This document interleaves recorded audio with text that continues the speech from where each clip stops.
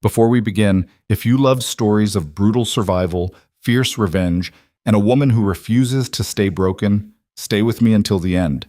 You won't regret it. And if this story hooks you, hit that like button and drop a comment telling me what city you're watching from. Let's build this community together. The cold didn't kill you right away. That was the cruelest part. Arya Vance learned this truth as she lay in the snow, her face pressed against ice that burned like fire, her lungs struggling to pull in air through broken ribs. Blood pooled beneath her, dark and steaming in the moonlight, melting the frost in spreading circles that looked almost beautiful, if you ignored what they meant. She'd been here 3 hours, maybe 4. Time moved strangely when you were dying. Her left eye had swollen shut from Marcus's fist, but her right eye still worked, still saw the endless white expanse of the borderlands stretching toward mountains she'd never reach. The boundary markers, tall posts driven deep into frozen ground, stood like silent witnesses 50 yards away. Beyond them lay territory her pack had warned her about since childhood. Enemy land, Draven territory. Better to die out here than cross that line, her father used to say. Turned out there were worse things than enemies. You should have kept your mouth shut, Arya. Marcus's voice still echoed in her head, calm and cold as he'd stood over her in that basement. Did you really think anyone would believe you? You're nobody. You've always been nobody.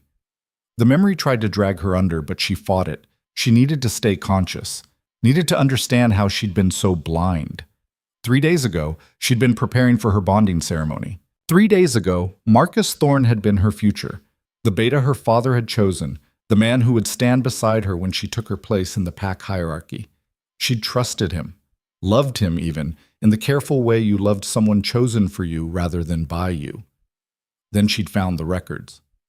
It had been an accident, really. She'd gone to Marcus's office, looking for the ceremonial contracts, needing to review the terms before the elders arrived. The locked drawer hadn't seemed important, until it had sprung open when she'd leaned against the desk, revealing stacks of ledgers that didn't match any official pack documentation.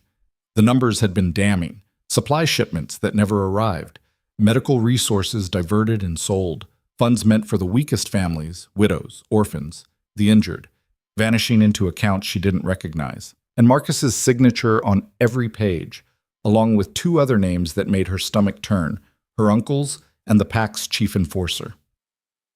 They'd been bleeding their own people dry for years, quietly, systematically.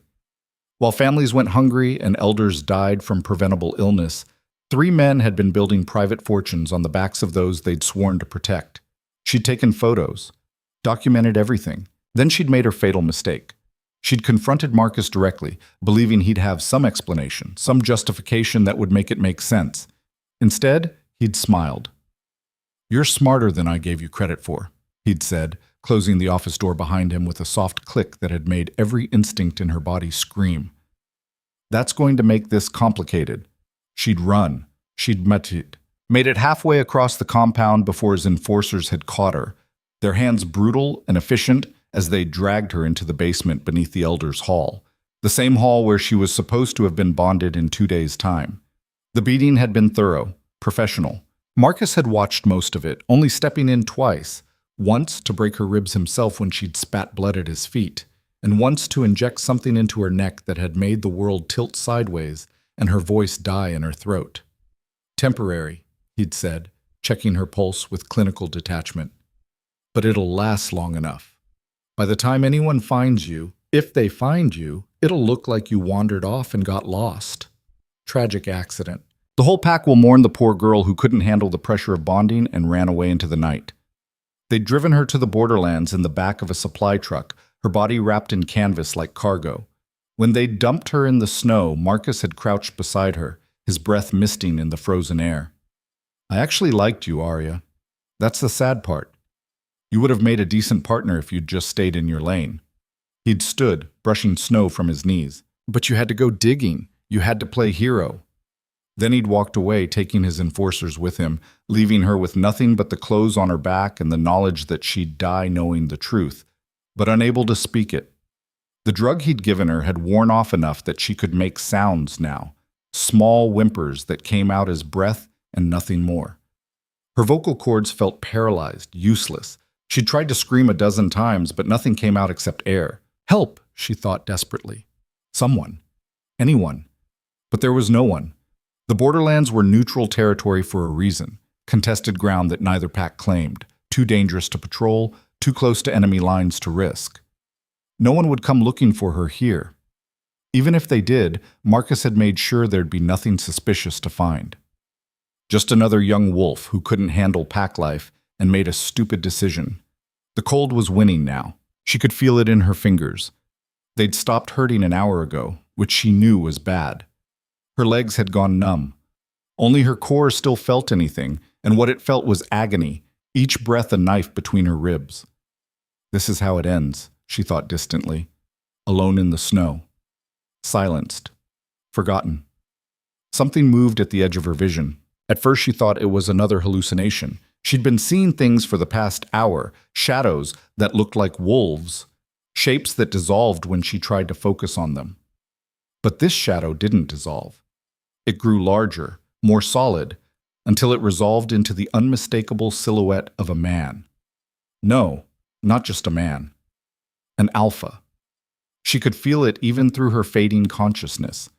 That pressure in the air, that weight of presence that only true alphas carried. It made her wolf stir weakly inside her, responding to something primal and undeniable.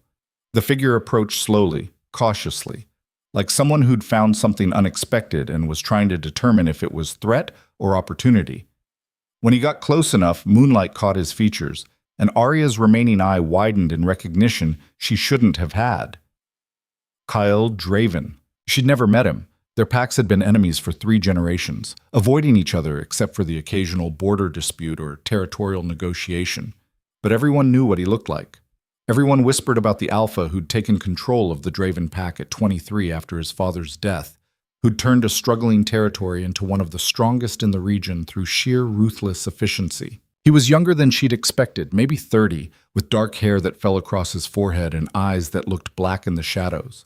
His face was all hard angles and sharp edges, the kind of face that didn't smile much, didn't soften. A scar cut through his left eyebrow, pale against tanned skin, and he was staring at her like she was a puzzle he hadn't expected to find. "Vance territory," he said quietly, his voice rough from cold or disuse. He wasn't talking to her, he was reading the scent markers on her clothes, the territorial signatures every pack member carried. "You're a long way from home." She tried to speak, managed a wheeze that might have been a word. His eyes narrowed. He dropped to one knee beside her, close enough that she could see the details now, the way his jaw tensed, the flicker of something that might have been surprise or concern crossing his face. His hand moved toward her throat, and she flinched instinctively, expecting violence because violence was all she'd known for the past 6 hours. But his touch was careful, clinical. He pressed 2 fingers against her pulse point, counted silently, then moved his hand to check the swelling on her face. "Who did this?" The question came out flat, almost conversational, but there was something underneath it, a current of anger that made the alpha presence around him intensify until the air felt thick with it. She couldn't answer, could only stare at him with her one good eye, trying to communicate everything she couldn't say. "Help me, please, I'm dying. They tried to kill me, I know things, I have proof." Kale's gaze swept over her systematically, taking in the blood, the bruises, the unnatural angle of her left arm. When he reached her ribs, his expression went utterly cold. "Deliberately broken," he muttered. "Not a fight. An execution." He sat back on his heels, studying her face. "You're that Vance girl. The one who was supposed to bond with Marcus Thorne." It wasn't a question. Somehow he knew. "Ceremony's in 2 days, so why are you bleeding out in neutral territory?" The pieces were clicking together in his head. She could see it happening, see the moment he understood that this wasn't an accident or a random attack. This was intentional. This was pack business. "They tried to silence you," he said softly. "Permanently." She managed the smallest nod, and something shifted in his expression. Not pity, she'd have hated pity. Something harder. Something that looked almost like recognition. He glanced toward the boundary markers, then back at her. A decision was forming behind those dark eyes, and Arya couldn't tell if it would save her or finish what Marcus had started. "I should leave you here," Kyle said, and her heart tried to sink before he continued. "It would be smart. You're not my pack. Not my problem. Your people dumped you on purpose. Bringing you back would start a war I don't need right now. He paused.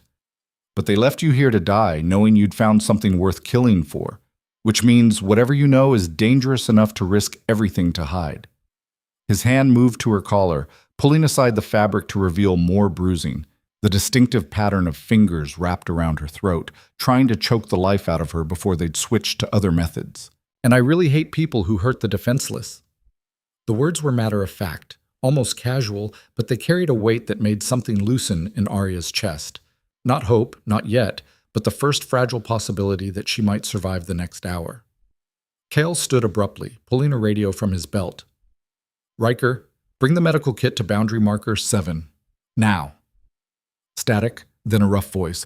Boss, that's past. I know where it is. Just get here. He crouched beside her again, already pulling off his heavy coat. This is going to hurt, he warned, before carefully sliding the coat under her shoulders and wrapping it around her torso. The warmth was shocking, almost painful against her frozen skin. Can you move at all? She tried. Managed to shift one leg maybe an inch before agony exploded through her hip, and she had to bite her tongue to keep from screaming. Not that any sound would have come out anyway. That's what I thought. Kael's hands moved over her with professional efficiency, checking for breaks, assessing damage. When he touched her ribs, she did make a sound, a thin, airless keen that seemed to bother him more than her silence had. 3 broken ribs minimum, possible internal bleeding, advanced hypothermia, and he tilted her head gently, examining the injection site on her neck. Someone dosed you with something recently. She tried to gesture toward her throat to make him understand about her voice, but her hand wouldn't cooperate. Vocal paralytic, he guessed, seeing where she'd tried to point. Clever. Can't scream, can't call for help, can't testify if anyone finds you in time. His jaw worked. Marcus is thorough. I'll give him that. Another shape materialized from the darkness.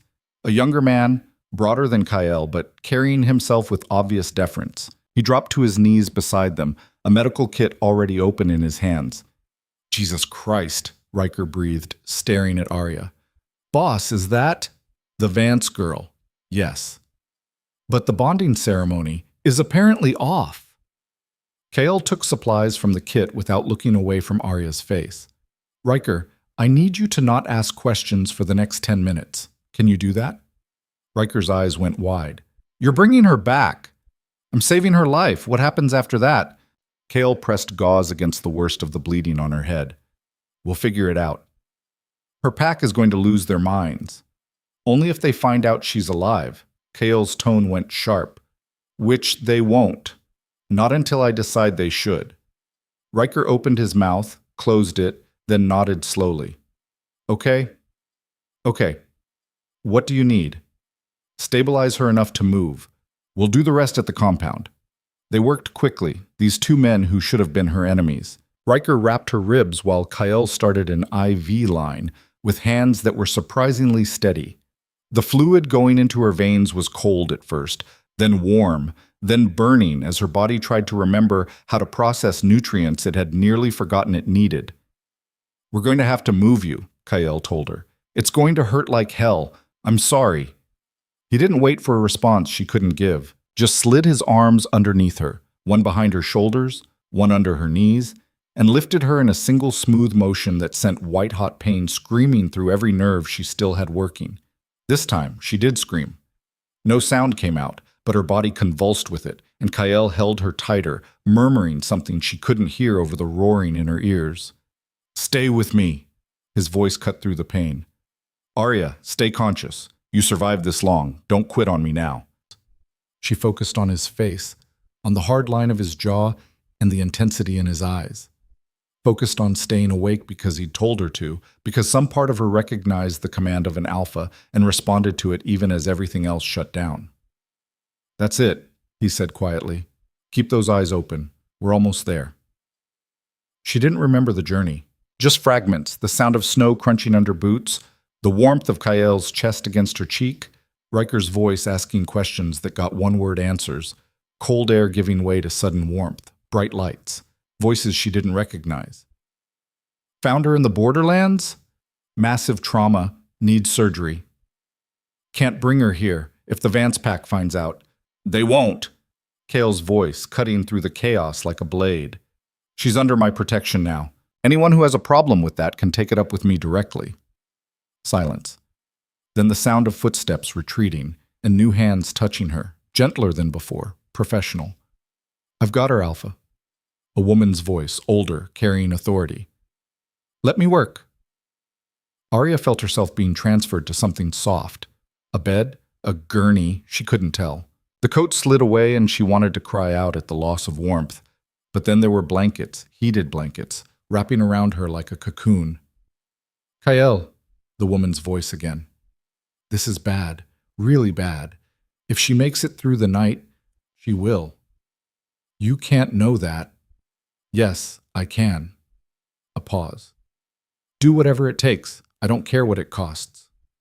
More fragments. A needle sliding into her arm. Medicine that made the world soft at the edges. The pain receding to a distant, manageable thing. Someone cleaning the blood from her face with careful hands.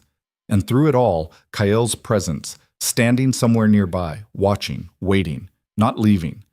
The last thing she saw before the darkness took her was his face, backlit by harsh medical lights, his expression unreadable except for one thing.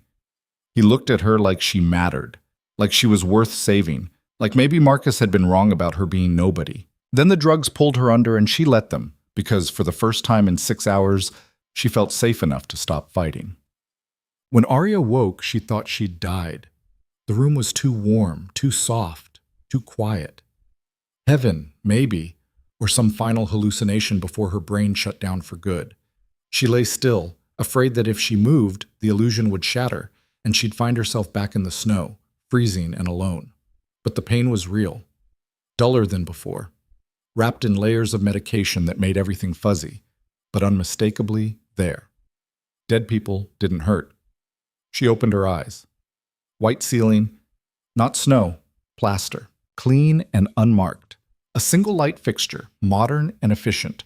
To her right, a window showing darkness outside, though whether it was the same night or a different one, she couldn't tell. To her left, medical equipment that beeped softly, monitoring vitals she was surprised she still had. The room was small but well appointed. Not a hospital. The decor was too personal, too warm. A private medical suite, maybe. The kind of place where people recovered from injuries they didn't want anyone knowing about. She tried to move and immediately regretted it. Her ribs screamed protest. Her left arm was immobilized in some kind of brace, and when she tried to turn her head, her neck sent lightning bolts of pain down her spine. Don't. The voice came from the corner, making her freeze. You've got 3 broken ribs, a fractured ulna, severe bruising to your trachea, and a concussion. Moving is a bad idea. Kael Draven unfolded himself from a chair she hadn't noticed, stepping into the light. He looked tired. There were shadows under his eyes she didn't remember from before, and his hair was disheveled like he'd been running his hands through it. But his gaze was alert, focused entirely on her. You've been out for 18 hours, he said, answering the question she couldn't ask. Dr. Reeves says you'll live, but it's going to take time and a lot of pain medication. Arya tried to speak. This time, a sound came out, rough and barely audible, but present. Progress. Your voice is coming back. Kyle moved closer, stopping at the foot of the bed. The paralytic is wearing off. Should be fully gone in another day or 2. She managed 2 syllables. Why? He knew what she was asking. Why save her? Why bring her here? Why care about a girl from an enemy pack who should have died in the snow? Because Marcus Thorne left you in my territory, Kyle said simply. Maybe not officially, but close enough. And I don't allow murder on my doorstep without knowing why. He pulled the chair closer, sitting so they were at eye level. So here's how this works, Arya Vance. You're going to recover. You're going to get strong enough to talk properly. And then you're going to tell me everything. What you found, why they tried to kill you, and why it's worth going to war over. War. The word hung between them like a blade. Because make no mistake, Kyle continued, his voice dropping to something quiet and dangerous. If I send you back now, you're dead. Marcus will finish what he started the moment he knows you survived. And if I keep you here without justification, your pack will demand your return, and I'll have no legitimate reason to refuse.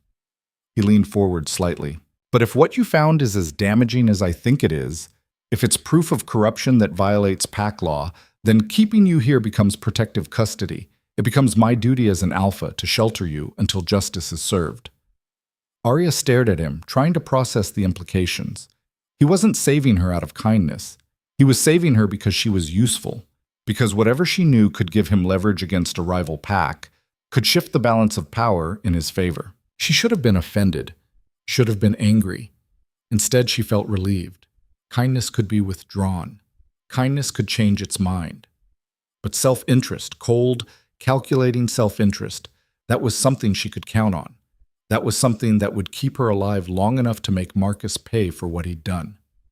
"Files," she rasped, the words scraping her throat like broken glass. "Hidden. Proof." Kale's eyes sharpened. "Where?" She tried to think through the fog of pain and medication. Where had she hidden the phone with the photos?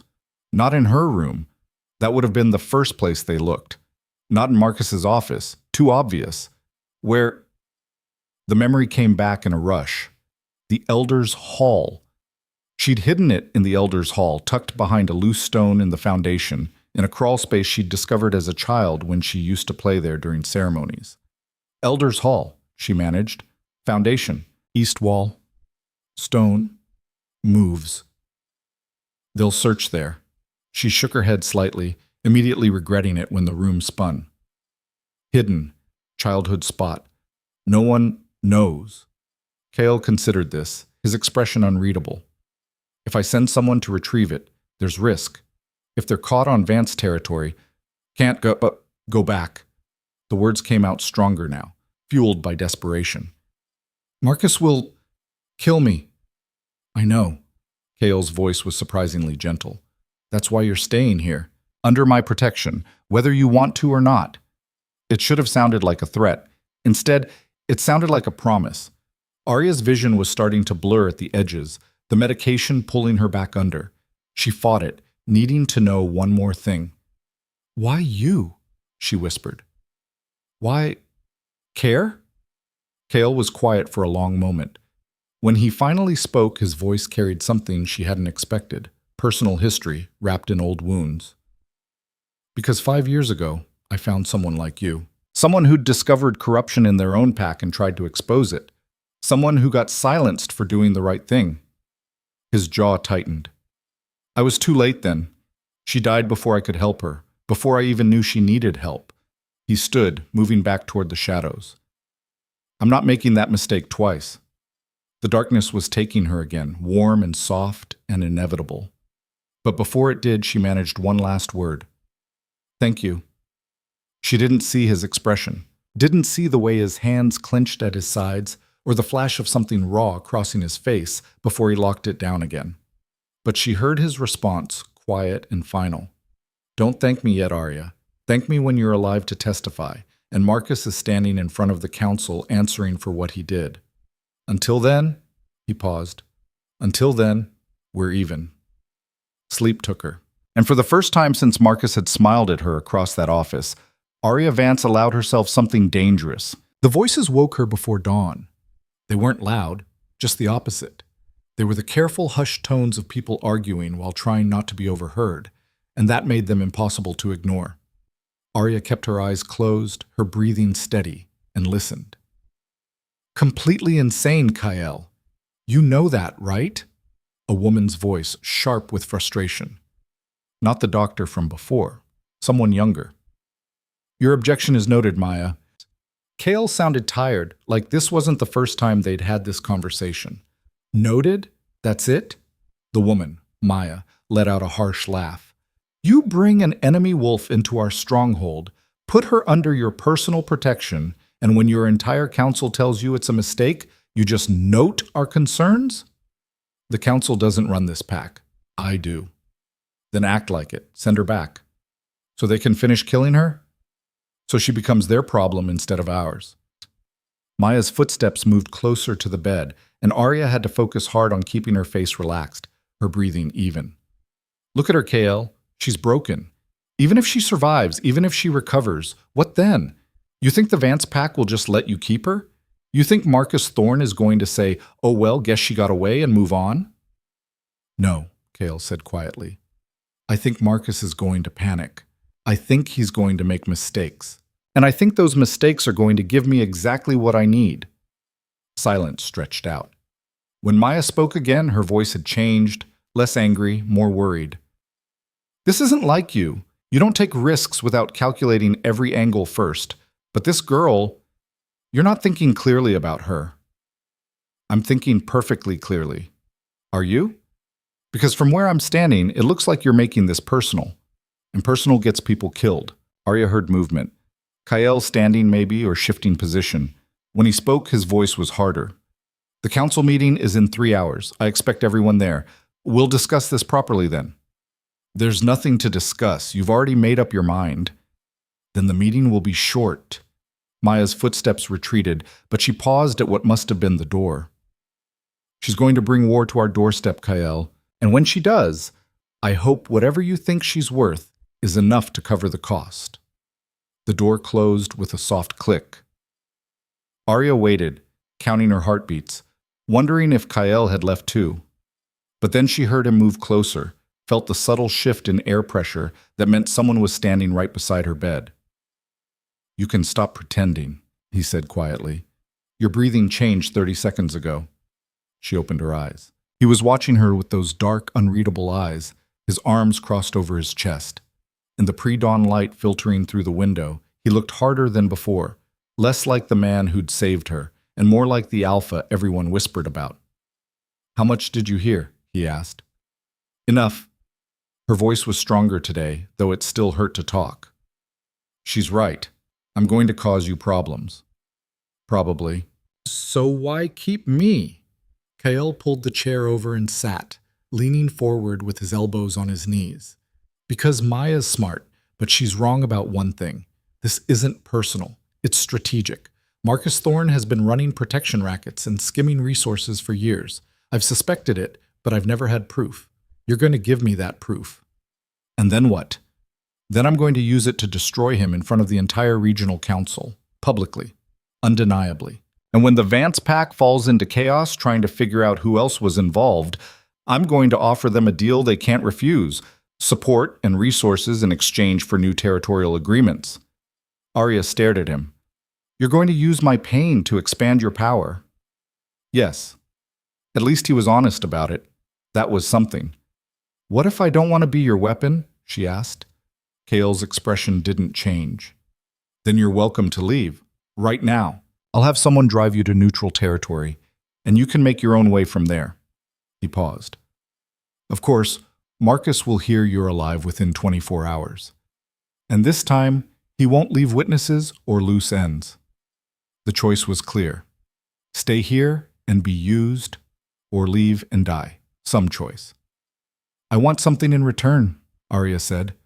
That got a reaction, one eyebrow rising slightly. You're in no position to negotiate. Neither are you. Without me, you don't have proof. You don't have testimony. You don't have anything except suspicions. She pushed herself up slightly, ignoring the way her ribs screamed. So, if I'm going to be your weapon, I want to be a weapon that knows how to fight, not just stand there and bleed on command. Kael studied her for a long moment. You want training. I want to never feel helpless again. The words came out raw, honest. Marcus beat me because I couldn't stop him. His enforcers dragged me away because I wasn't strong enough to resist. I need to be able to protect myself, to fight back. You're injured. Then teach me when I heal. It takes months to develop real combat skills, years even. Then we'd better start soon. Something shifted in Kael's expression. Not quite a smile, but close. Respect, maybe, or recognition of someone who understood that survival meant adaptation. If I agree to this, he said slowly, you follow my rules. You train when I say train, rest when I say rest, and you don't push yourself so hard you undo the doctor's work. Understand? Arya nodded. And you tell me everything about those files. Every detail, every name, every transaction. Nothing held back. Everything, she agreed. But only to you. Not your council, not Maya, not anyone else until we decide together how to use it. Kael's eyes narrowed. You don't trust my people. I don't trust anyone. She met his gaze steadily. Not anymore. Not after Marcus. So if we're doing this, if we're really doing this, then it's between you and me. Everyone else is a security risk until proven otherwise. For a long moment, she thought he'd refuse. Thought he'd call her paranoid or ungrateful or stupid. Instead, he stood and extended his hand. Deal. She took it, and his grip was firm, careful not to hurt her, but strong enough to make a point. This was a contract between equals, not charity from superior to inferior. Rest today, Kael said, releasing her hand. The council meeting will probably get loud, but stay in here. Dr. Reeves will check on you this afternoon. Tomorrow, if you're cleared, I'll show you the training grounds. He moved toward the door, then paused. And Arya? About not trusting anyone, that's smart. But eventually, if this is going to work, you're going to have to trust someone. I know, she said quietly. I'm choosing you. The words hung in the air between them, heavier than she'd intended. Kael's expression flickered, surprise maybe, or something else she couldn't name, before he locked it down again. Don't make me regret that, he said, and left. Arya lay back against the pillows, her heart pounding harder than it should have been. What had she just agreed to? An alliance with an enemy alpha, training that would probably break her body all over again, and a plan that required her to face Marcus in front of the most powerful wolves in the region. But the alternative was death. Or worse, a life spent hiding, running, always looking over her shoulder. At least this way she'd go down fighting. The council meeting happened exactly as Kael had predicted, loud. Arya couldn't see it, confined to her room as she was, but she could hear it even through the thick walls of the medical wing. Raised voices, fists hitting tables, someone shouting about tradition, and someone else shouting about survival. It went on for 2 hours before finally, abruptly, cutting off into silence. When Kael came to check on her that evening, he looked like he'd fought a war and barely won.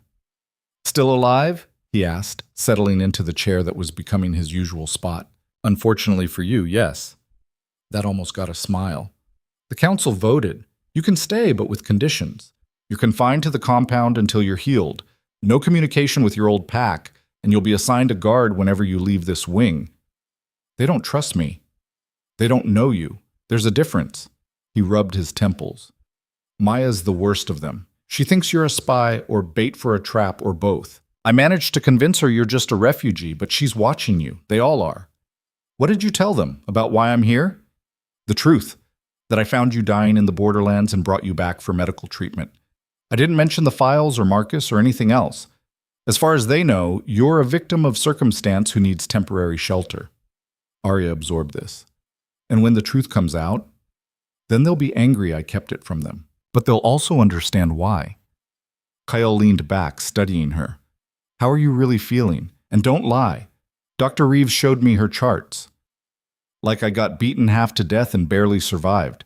So pretty much exactly as advertised. She shifted carefully, testing her range of motion. But better than yesterday. And I'll be better tomorrow. That's what matters. Dr. Reeves says you heal fast, faster than average. Strong bloodline, Arya said automatically, then caught herself. Strong bloodline from a pack that had tried to murder her. The irony wasn't lost on either of them.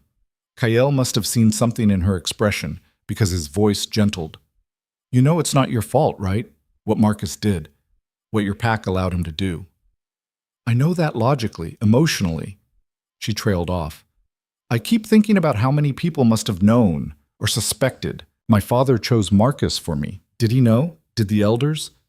How many of them looked at those families suffering and decided their silence was worth more than those lives? Probably more than you want to believe. That doesn't help. It's not supposed to help. It's supposed to make you angry. Kael's eyes were intense now, focused entirely on her. Because anger is useful. Anger keeps you moving forward when grief tries to drag you down. Anger makes you strong. Or it makes you reckless. Only if you let it control you instead of the other way around. He stood, moving to the window. Outside, the compound was settling into evening, lights coming on, people moving between buildings. I was angry for a long time after my father died. Angry at him for being weak, angry at the people who took advantage of that weakness, angry at myself for not seeing it sooner. What changed? I learned to use it, to channel it into something productive instead of destructive. He glanced back at her. That's what I'm offering you, Arya. A way to turn your anger into action, into justice. And power for you in the process. And power for me in the process, he agreed without shame. Like I said, strategic, not personal. But there was something personal in the way he looked at her, in the way he kept coming back to this room when he could have assigned someone else to check on her. Something that made Arya's instincts prickle with wariness, and something else she didn't want to examine too closely. Tell me about the files, Kael said, returning to business. The ones you hid. What exactly did you find? So she told him. Slowly at first, her voice still rough, but gaining strength as the words poured out. She described the ledgers, the falsified shipment records, the medical supplies that never reached the clinic, the names involved, not just Marcus, but her Uncle Thomas and the enforcer chief, a man named Derek, who'd been with the pack for 20 years. They were systematic about it, she said. Small amounts at first, easy to miss or explain away, but over time, it grew. The last entry I saw was from 2 weeks ago, 15,000 in medical resources diverted and sold to a black market distributor. Kael's expression was stone. While your pack's clinic struggled with basic supplies. While Elder Morris died from an infection that could have been treated with antibiotics we supposedly couldn't afford. The bitterness in her voice surprised her. While the Hayes family lost their son because we didn't have the equipment to handle his injuries, while everyone kept trusting that their leaders had their best interests at heart. And you have photos of all this? On my phone, hidden in the Elder's hall. She described the location in detail, watched Kael commit every word to memory. Can you really get to it without being caught? I can get anywhere I need to be, he said simply. The question is timing. If I move too soon, Marcus might realize you're alive and change everything. If I wait too long, he might find it himself. He won't think to look there. It's too obvious, in a way, right under everyone's noses. They'll search my room, my usual spots, but a childhood hiding place in the ceremonial hall? She shook her head. Marcus doesn't think like that. He's smart, but he's not creative. Then we have time. Kael moved toward the door. Get some rest. Tomorrow starts your real recovery. Physical therapy, assessment, baseline testing. Dr. Reeves is going to push you hard. Good.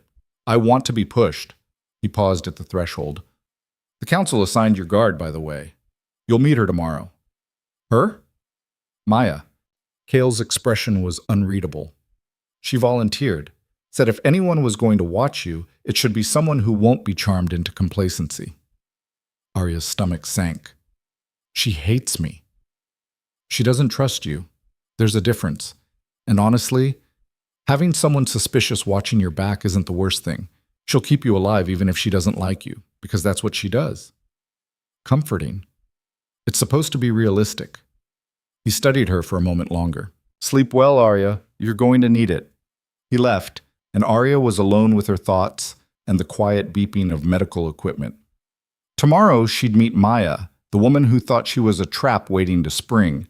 Tomorrow she'd start the brutal process of rebuilding strength in a body that had been broken.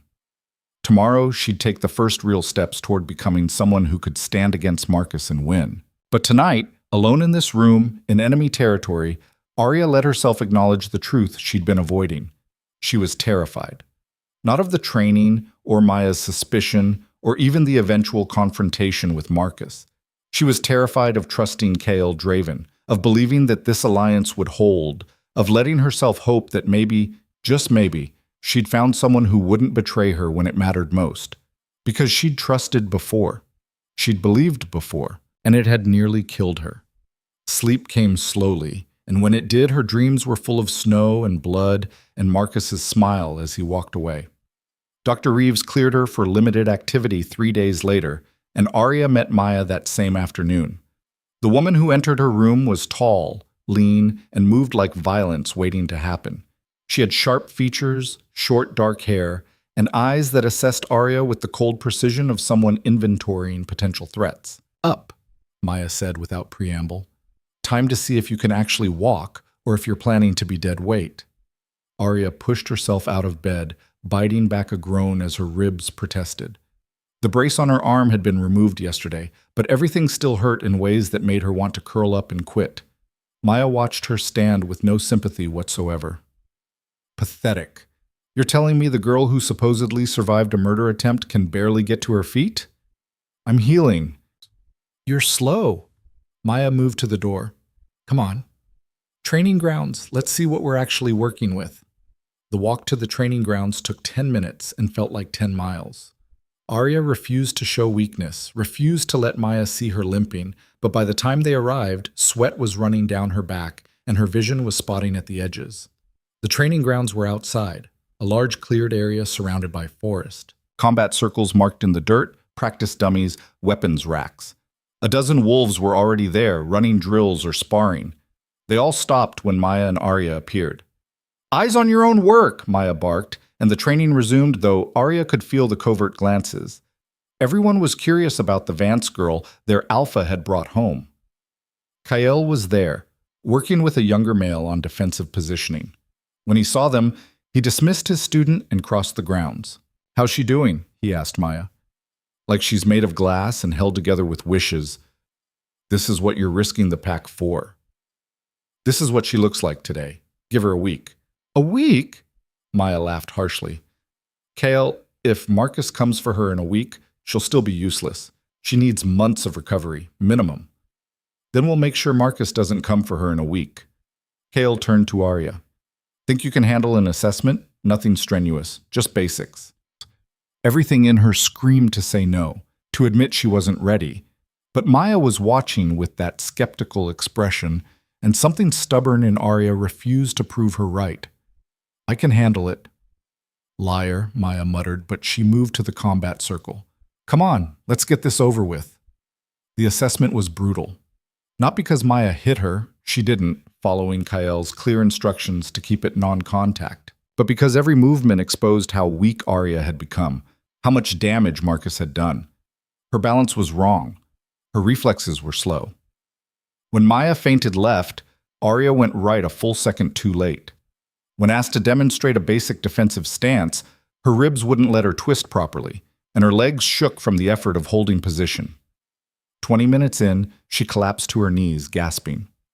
Enough, Kyle said quietly. She barely started, Maya protested, and she's 3 days out from nearly dying. Enough!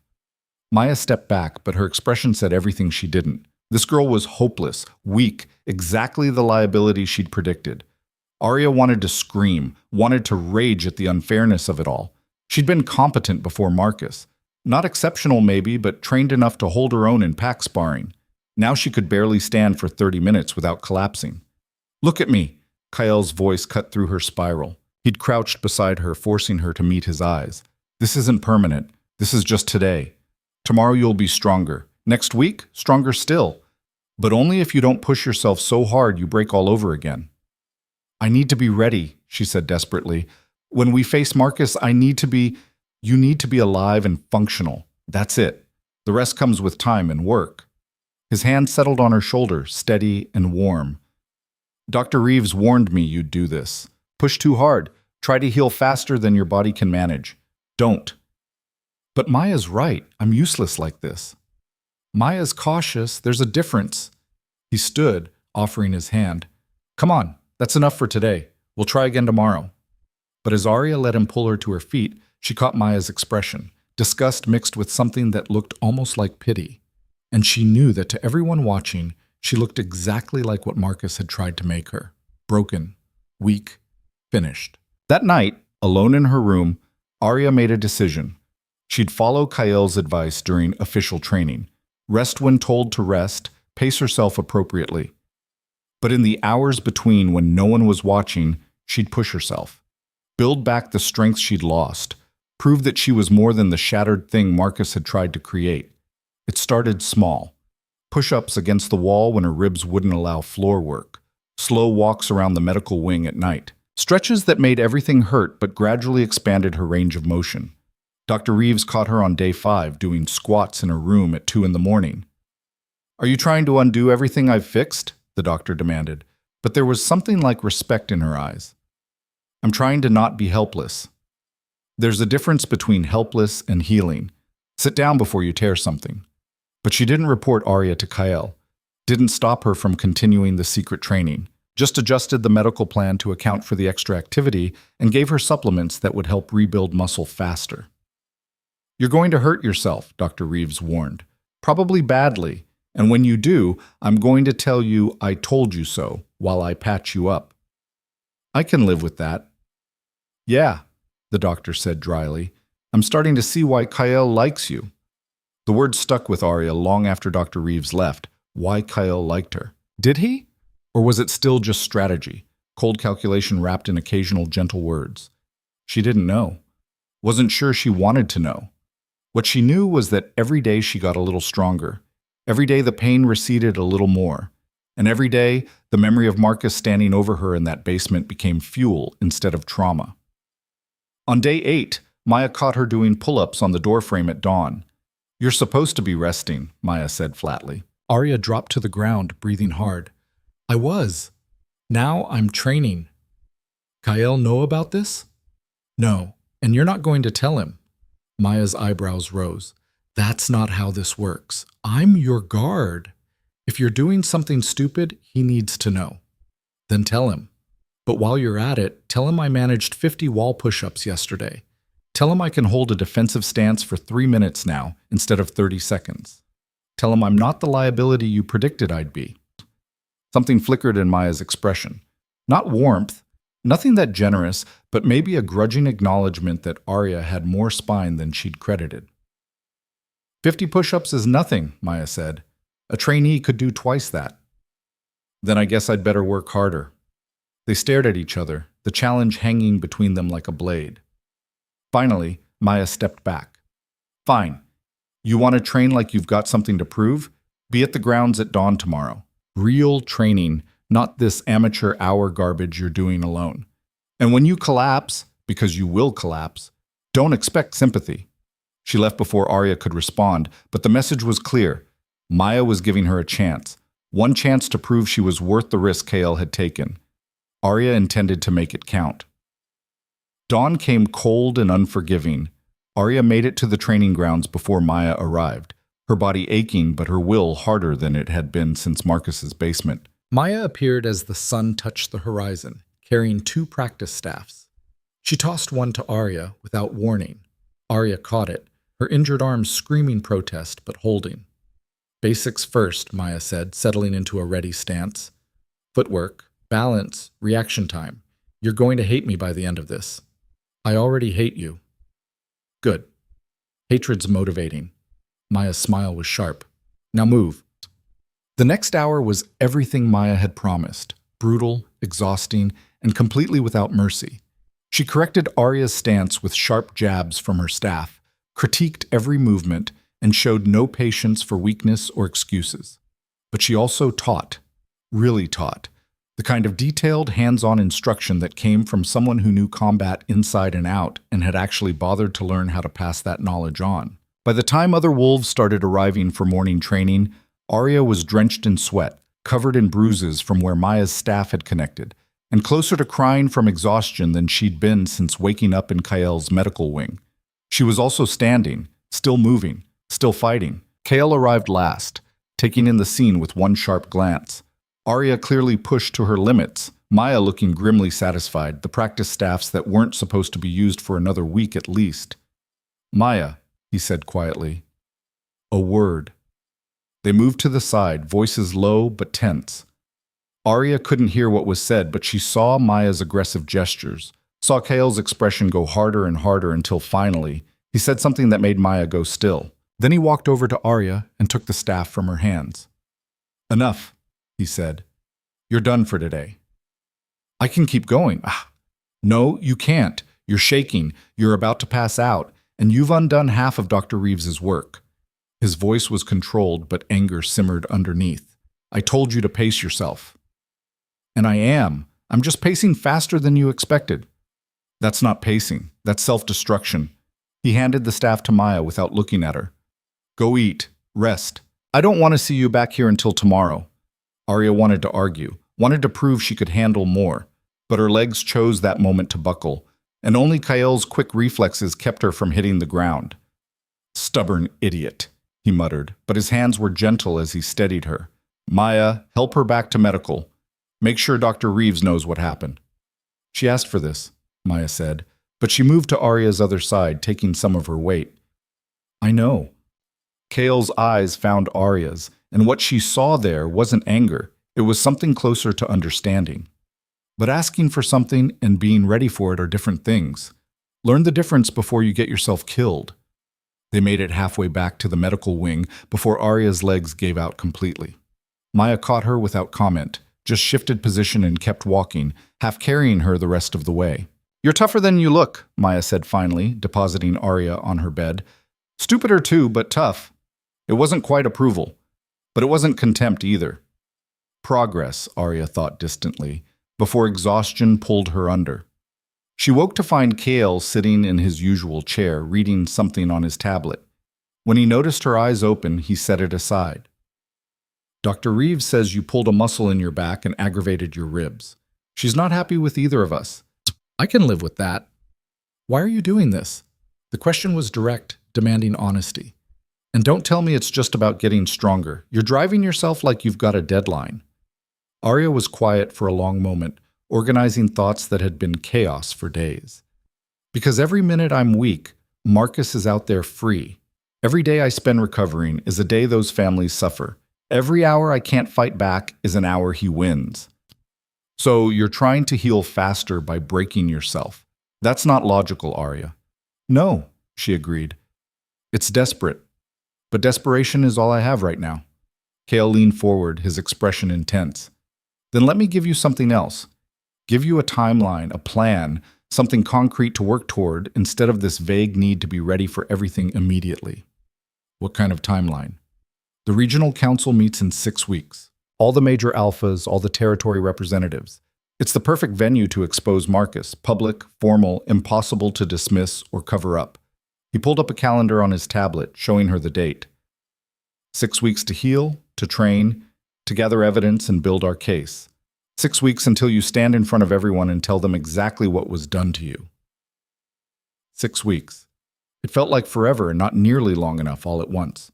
And if I'm not ready in 6 weeks, then we wait for the next meeting, or we find another way. His voice was firm. But we don't rush this, Arya. We do it right, or we don't do it at all. Because if we move too soon and Marcus slips away, you won't get another chance. He'll disappear, cover his tracks, and you'll spend the rest of your life looking over your shoulder. He was right. She hated it, but he was right. Okay, she said finally. 6 weeks. We do it right. Good. Kale stood. Now get some actual rest.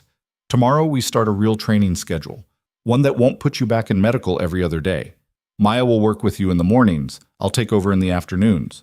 Physical conditioning, combat training, and, he paused, testimony preparation. Testimony preparation?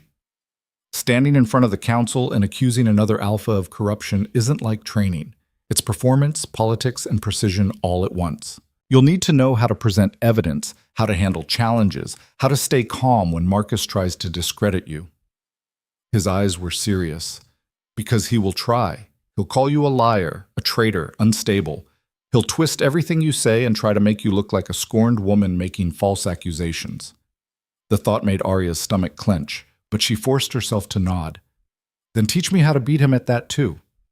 I will. Kyle moved toward the door, then stopped. And Arya, what Maya said this morning about you being tougher than you look. She's right, but tough doesn't mean invincible. Remember that. He left, and Arya was alone with 6 weeks stretching ahead of her, like both a promise and a threat. 6 weeks to become someone who could stand against Marcus and win. 6 weeks to turn betrayal into justice. 6 weeks to prove that the girl left to die in the snow was stronger than anyone, including herself, had ever imagined. She closed her eyes and started counting days. The days blurred together into a rhythm of pain and progress that Arya learned to measure in small victories rather than grand transformations. Day 12. She held a plank position for 90 seconds without her ribs giving out. Day 18, she landed a clean hit on Maya during sparring, earning a grunt of surprise and what might have been approval. Day 23, she ran the perimeter of the compound without stopping, her lungs burning but functional. But it was day 27 when everything changed. Arya was in the training grounds, working through a complex footwork drill Kyle had designed, when Riker burst through the tree line at a dead run. His face was pale, his eyes wild, and the scent of blood clung to him like a second skin. Kyle! He skidded to a stop, breathing hard. We've got a situation. Border Patrol found something. Kale was across the grounds in seconds, Maya right behind him. Arya hesitated, knowing she should stay back, knowing this wasn't her business. But something in Riker's expression made her follow anyway. They gathered near the equipment shed, voices low and urgent. 3 bodies, Riker was saying, dumped just inside our territory, right past marker 19. Throats cut, no identification, but they're wearing Vance pack colors. Arya's blood went cold. How long dead? Kale's voice was controlled, clinical. Maybe 6 hours. The blood's still tacky. Riker glanced at Arya, then back to Kale. Boss, there's a message carved into one of them. Show me. It's not. Kyle, it's meant for her. Riker's jaw was tight. It says, return what's mine. The world tilted. Arya felt Maya's hand on her arm, steadying, but her focus was entirely on Kyle's face, watching the calculation happen behind his eyes. He knows, she breathed. Marcus knows I'm alive. Or he suspects. Kale was already moving, issuing orders in a voice that cut through the shocked silence. Riker, get a team to secure the bodies. Full documentation, photos, evidence collection, everything. Maya, double the perimeter guards. No one in or out without my clearance. His eyes found Arya. You, medical wing, now. I'm not hiding. Well, that wasn't a request. The alpha command in his voice made her wolf whimper in submission, but Arya gritted her teeth and held her ground. If Marcus is sending messages, I need to see them. I need to know what we're dealing with. What we're dealing with is a territorial violation and 3 dead wolves. Kale's expression was granite. What you need to do is stay alive and out of sight until I figure out how much he actually knows. Kyle, now, Arya. Maya's grip tightened on her arm. Come on, don't make this harder than it needs to be. The walk back to the medical wing felt like a retreat, and Arya hated every step of it. But as Maya closed the door behind them, her expression shifted from guard to something almost conspiratorial. You want to see the bodies, Maya said. It wasn't a question. I need to know what Marcus is doing, what he's planning. Kyle will tell you. After he's filtered it, sanitized it, decided what I can handle. Arya met Maya's eyes. I'm not fragile. I'm not going to break because I see something ugly. I've already lived through ugly. Maya considered this, her expression unreadable. Then she moved to the window, checking the courtyard below. Dr. Reeves is in surgery for another hour. The guards change shift in 20 minutes. If you were going to do something stupid, that would be your window. It took Arya a moment to process what Maya was actually saying. You're helping me? I'm telling you facts about the compound schedule. What you do with that information is your choice. Maya turned back, and there was something hard in her eyes. But if you get caught, I don't know anything about it. Clear? Crystal. And Arya? Maya's voice dropped. Whatever you see out there, it's going to be bad. Marcus is sending a message, and messages written in blood are never subtle. You sure you're ready for that? Arya thought about the basement, about Marcus's fist connecting with her ribs, about waking up in the snow, waiting to die. I'm sure. Maya nodded once and left, and Arya was alone with 20 minutes to plan something incredibly reckless. The guard shift change happened exactly on schedule. Arya slipped out of the medical wing through a side door she'd noted during her early morning walks, keeping to the shadows as she made her way toward the perimeter. The compound was designed with security in mind, but she'd spent 4 weeks learning its rhythms, its blind spots, the places where patrol routes overlapped and left brief gaps.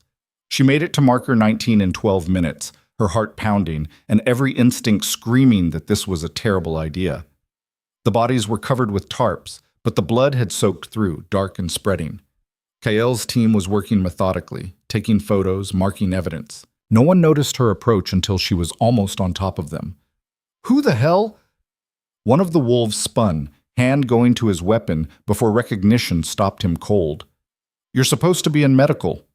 I need to see. Kael's orders were clear. No one but authorized. Please. The word came out raw. If Marcus is killing people to get to me, I need to see what that looks like. I need to understand what I'm fighting. The wolf, she thought his name was Derek, different from the Derek in her old pack, hesitated. Then he stepped aside. 2 minutes. That's all you get before I call this in. Arya moved to the nearest body and pulled back the tarp. The woman underneath had been young, maybe early 20s.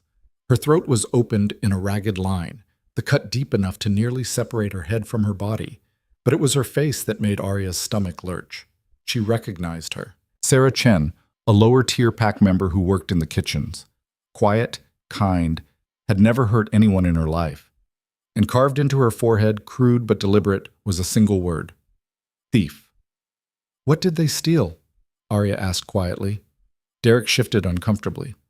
According to Vance pack law, you were Marcus's bonded, or supposed to be.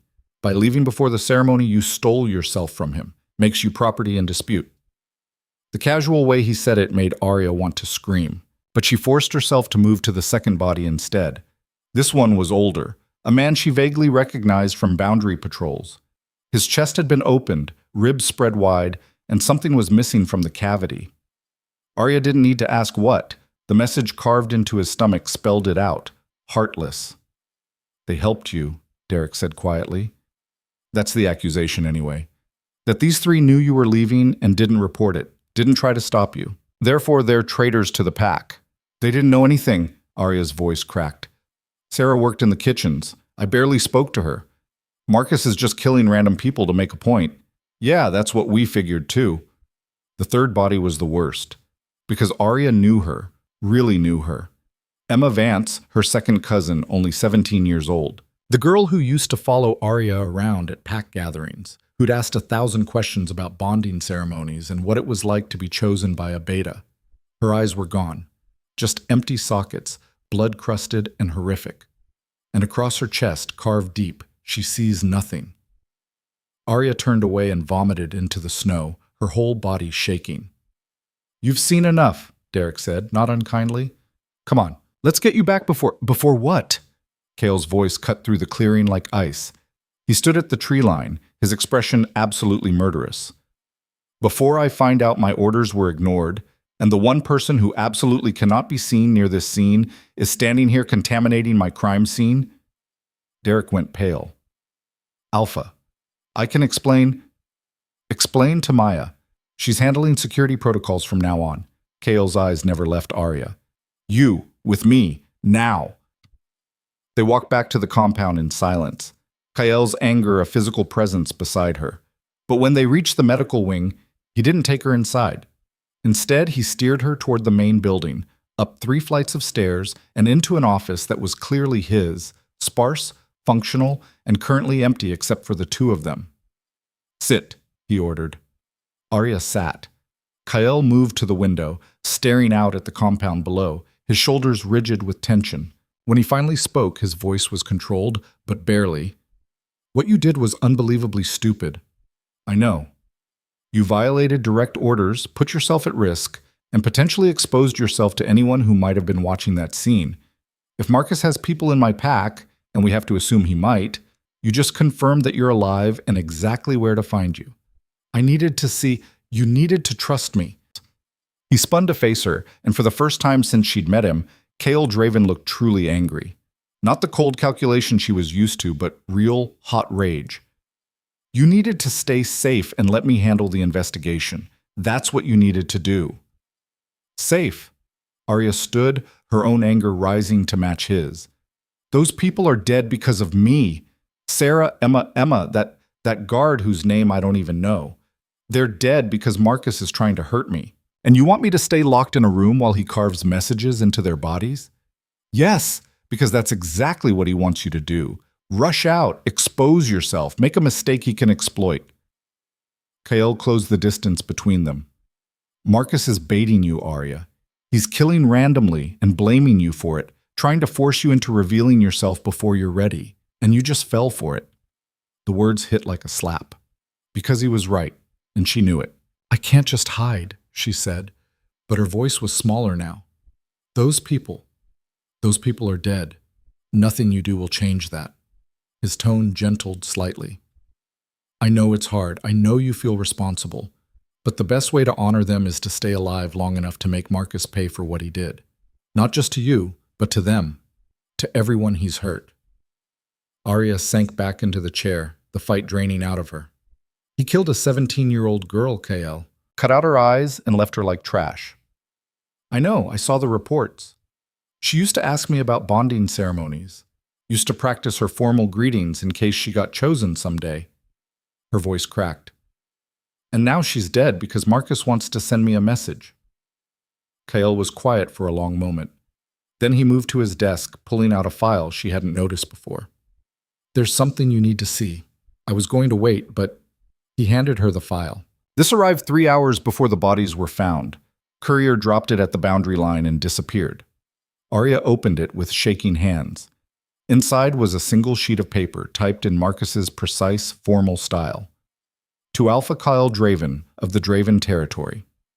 It has come to my attention that you may be harboring property that rightfully belongs to the Vance pack. Specifically, one Arya Vance, who is bound by formal contract to undergo a bonding ceremony before her untimely and suspicious disappearance. While I appreciate that territorial disputes can be complicated, I must remind you that interfering with another pack's internal affairs is a violation of regional council law. Miss Vance is a member of my pack, subject to our laws and customs, and any attempt to prevent her return will be considered an act of aggression. I am prepared to be reasonable about this situation. Return Miss Vance unharmed within 7 days, and we can avoid escalation. Continue to harbor her, and I will be forced to take more direct action to recover my property. The 3 individuals who aided in her escape have been dealt with according to pack law. Consider them a demonstration of my seriousness regarding this matter. I look forward to your cooperation. Marcus Thorne, Beta and Acting Alpha, Vance Territory. Acting Alpha, Arya read aloud, her mind racing. What happened to my father? That's what I've been trying to find out. Kale pulled up something on his computer, turning the screen toward her. Your father stepped down 4 days ago. Officially, it's a health issue. Early onset dementia, according to the pack physician. Unofficially, Marcus forced him out. The pieces were clicking together, horrible and inevitable. He was the only one who could have challenged Marcus's authority. With him gone and me supposedly dead, Marcus has total control. Not total. There's still the Council of Elders, the other senior pack members, who are either in on it or too scared to challenge him. Arya read the letter again, her hands shaking with rage. He's calling me property, like I'm a stolen car he's trying to recover. That's exactly how he's framing it, and legally he's not entirely wrong. Kale's expression was grim. Bonding contracts are binding under pack law. You signed one, or your father did on your behalf. Until that contract is formally dissolved or the ceremony is completed, you are technically bound to Marcus. That's insane. That's tradition, and tradition is what the council respects most. He closed the file. Which is why we can't just ignore this letter. If I don't respond, Marcus can claim I violated protocol, but if I admit you're here, he'll demand your immediate return. So what do we do? Kyle was quiet for a long moment, his expression thoughtful. We escalate. We force this into the open before Marcus is ready for it. You said we had 6 weeks. The council meeting was the plan when I thought we had time to build a perfect case, but Marcus just changed the timeline. Kale pulled out his phone, scrolling through something. There's a provision in council law for emergency sessions. They can be called when there's an urgent territorial dispute that threatens regional stability. You think he'll agree to that? I think he has to. The letter he sent makes this official. And once it's official, it has to be resolved through proper channels. Kale's smile was sharp. He wanted to force my hand. Fine. Let's see how he handles it when I call his bluff and demand a formal hearing. Arya's heart was pounding.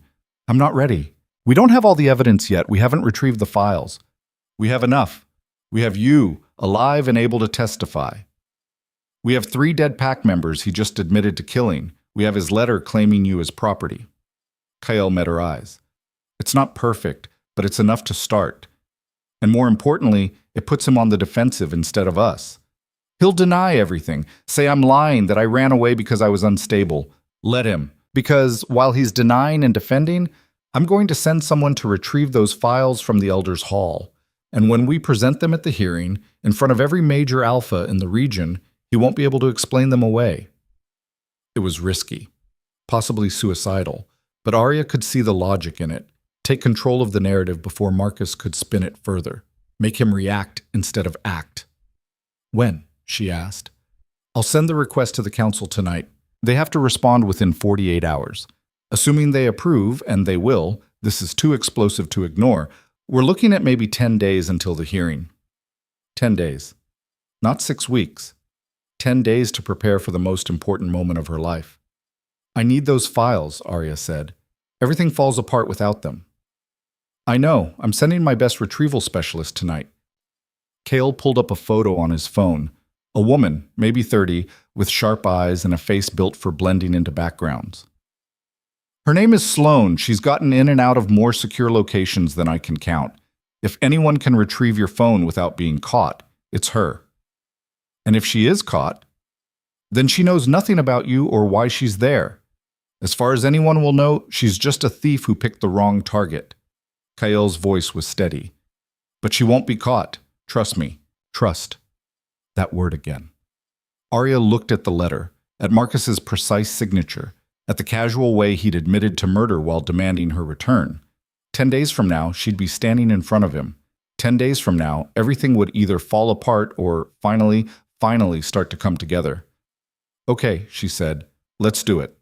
Cale nodded and reached for his computer. I'll draft the request. You should get some rest. The next week and a half is going to be brutal. But as Arya stood to leave, a thought occurred to her. Kael, the letter says 7 days. What happens when that deadline passes and I'm not returned? His expression went cold. Then Marcus makes good on his threat to take more direct action, which probably means an attack on this compound. So we're not just preparing for a hearing, we're preparing for war. We've been preparing for war since the moment I pulled you out of the snow. Cale's eyes met hers, hard and determined. The only question is whether it's a legal war fought in a council chamber or a bloody one fought on our doorstep. I'm betting on legal. But either way, we'll be ready. Arya left the office with her mind spinning, but she made it exactly 3 steps before Maya materialized from a side hallway. You saw the bodies, Maya said without preamble. Yes. And now you understand what we're really dealing with. I understood before. This just made it clearer. Arya kept walking, but Maya fell into step beside her. Marcus is going to keep killing people until he gets what he wants. You know that, right? Those 3 won't be the last. Every day you stay here, every day this drags out, more people die. Arya stopped walking. Is there a point to this, or are you just trying to make me feel worse? The point is that you need to be ready for what happens when you stand in front of the council. Maya's voice was hard. Because if you freeze, if you hesitate, if you show one moment of weakness, Marcus wins, and everyone who died for you died for nothing. I won't freeze. You don't know that. You've never done anything like this before. You've never had to stand in front of a room full of alphas and accuse one of them of corruption and murder. Maya stepped closer. I'm not trying to be cruel, Arya. I'm trying to prepare you for reality. Because Kael believes in you, and I need to know that belief isn't misplaced. The challenge hung between them, clear and direct. What do you want me to say? Arya asked quietly. That I'm terrified? I am. That I might fail? I know. But I'm still going to try because the alternative is letting Marcus get away with everything he's done. Maya studied her for a long moment, then nodded slowly. Good. Fear is smart. Overconfidence gets you killed. She turned to leave, then paused. For what it's worth, I think you might actually pull this off. But that doesn't mean I'm going to make it easy on you. Starting tomorrow, we're doubling your training. If you're going to face Marcus in 10 days, you need to be able to hold your ground no matter what he throws at you. I can handle it. We'll see. That night, Arya couldn't sleep. She lay in bed watching the minutes tick by, thinking about Emma's empty eye sockets, about Sarah's carved forehead, about the 3rd victim whose name she still didn't know, thinking about the 7-day deadline and what would happen when it passed, thinking about standing in front of the council and finally telling the truth. Somewhere around 3 in the morning, she heard movement in the hallway. Quiet, careful footsteps that didn't match any of the usual patrol patterns. She was out of bed in seconds, pressing herself against the wall beside the door, every muscle coiled and ready. The footsteps stopped outside her room. A soft knock. "Arya, it's me." Kael's voice. She opened the door to find him standing there in dark clothing, a tactical pack slung over his shoulder. "I'm going with Sloane," he said without preamble. "To retrieve the files. I need you to tell me exactly where to look." "You're going yourself. That's the only way to be sure it's done right." His expression was set, determined. "If Sloane gets caught, it's a theft. If I get caught, it's a territorial incursion. The first is a minor incident. The second is an act of war." "Then you definitely shouldn't go." "Wrong. I should go because I'm the only one who can talk our way out of it if something goes wrong. I'm an alpha. I can claim right of investigation under regional law, demand access to pack records, make enough legal noise that Marcus has to respond through proper channels instead of violence." It made a horrible kind of sense. "When are you leaving?" "Now. We'll be back before dawn." He pulled out his phone, opening a map. "Show me." Arya described the location in detail. The eastern wall of the Elder's Hall, 3 stones from the corner, 5 courses up. The loose stone that shifted if you pressed the right way, the small cavity behind it. "There's a chance someone found it," she warned. "If they searched the hall thoroughly enough, then we deal with that. But I don't think they did. Marcus is thorough, but he's also arrogant. He thinks you're dead, and dead people don't hide evidence." Kael studied the map a moment longer, then pocketed his phone. "Maya's in charge while I'm gone. Anything happens, anything at all, you do exactly what she says. Clear?" "Clear." He turned to go, then stopped. "Arya, if this goes wrong, if we don't make it back, you'll make it back. But if we don't, if something happens, you need to leave. Take the evidence we've already gathered and go to the council yourself. Don't wait, don't hesitate, just go." The thought of doing this without him made her stomach clench.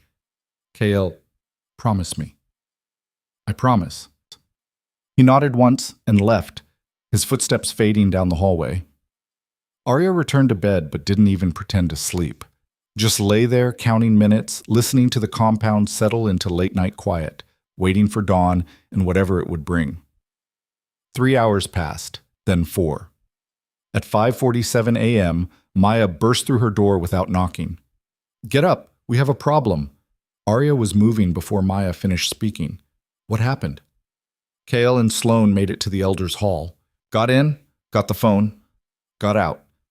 Maya's face was grim, but they were spotted on the way back. A Vance patrol picked up their scent and tracked them to the boundary line. They're pinned down at marker 15 with a dozen wolves closing in. Arya's world narrowed to a single point. "We have to help them."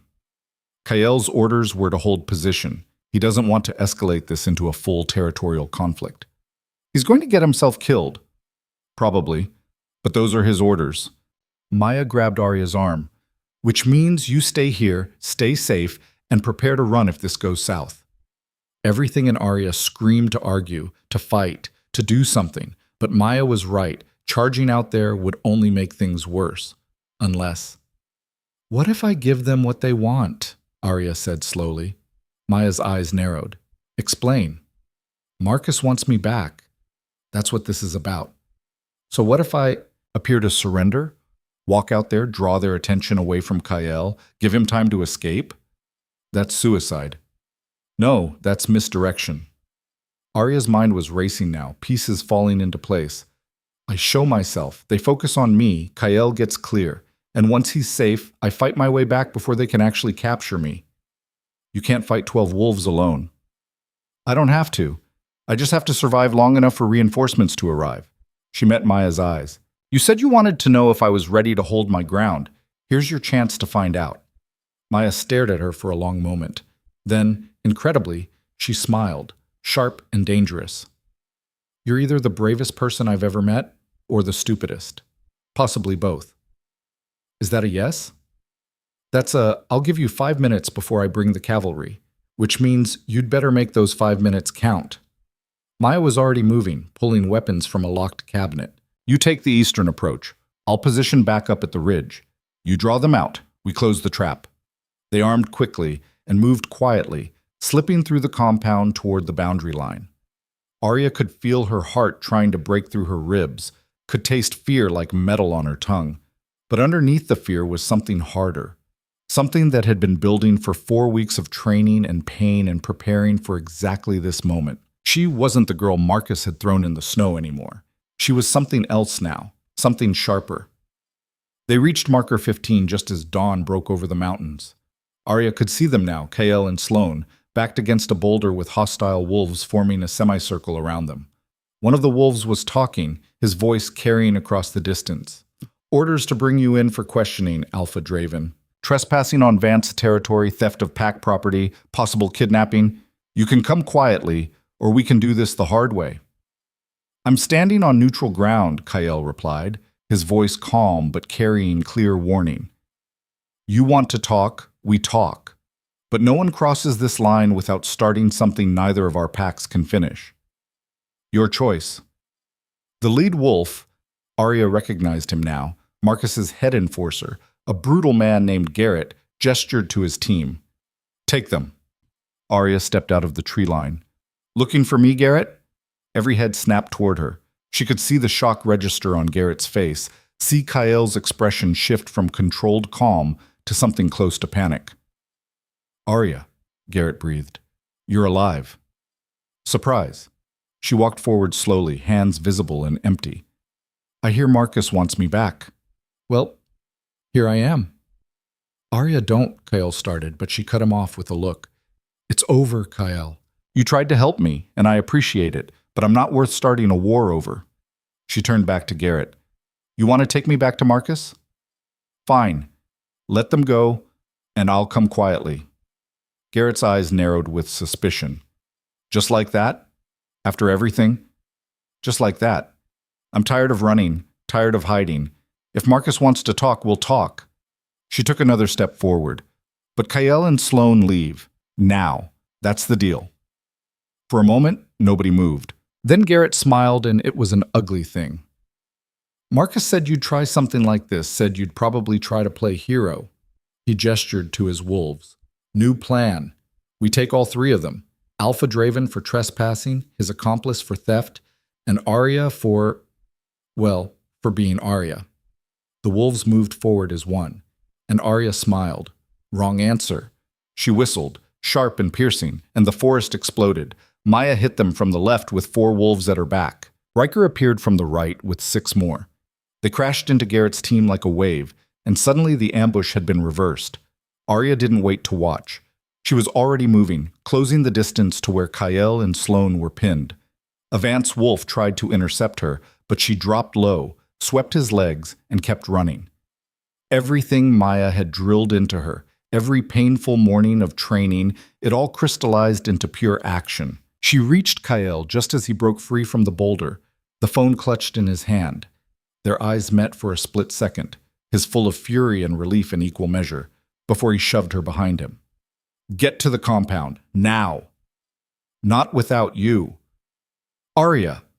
A wolf tackled her from the side, driving her into the snow.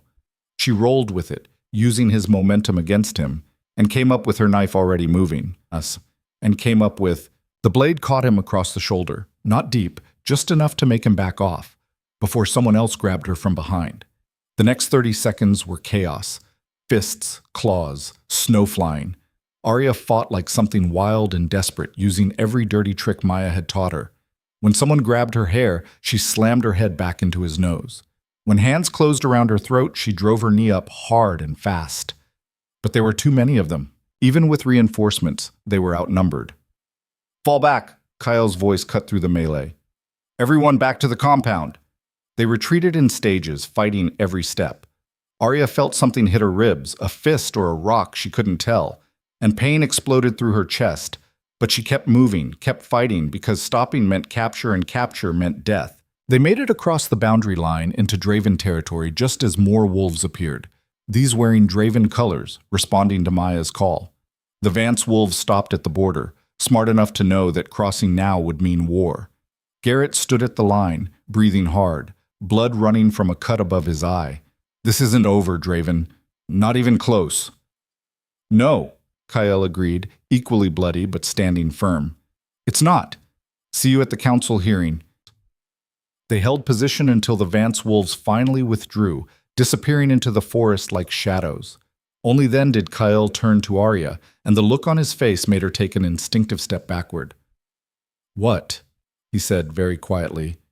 Did you think you were doing? Saving your life. By walking into a trap? By offering yourself up like bait?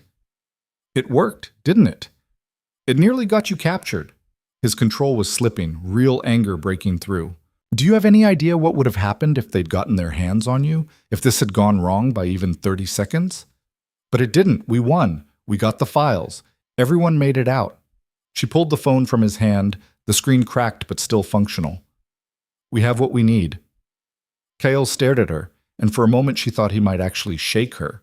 But instead he did something unexpected. He laughed. Not humor, something darker, edged with hysteria and relief. You're insane. You're completely, utterly insane. Probably. And that, Maya said, appearing beside them with blood on her knuckles and something like respect in her eyes, was the bravest, stupidest thing I've ever seen anyone do. Did I make the 5 minutes? Arya asked. You made 4.5. Close enough. They walked back to the compound together, battered and bloody but alive. But Arya's ribs were screaming, her knuckles were split, and she was pretty sure she'd torn something in her shoulder. But the phone was secure in her pocket, and Kyle was alive, and they'd sent Marcus a message he couldn't ignore. She wasn't his property. She wasn't his victim. She was a threat. Dr. Reeves didn't bother hiding her frustration as she wrapped Arya's ribs for the second time in a month.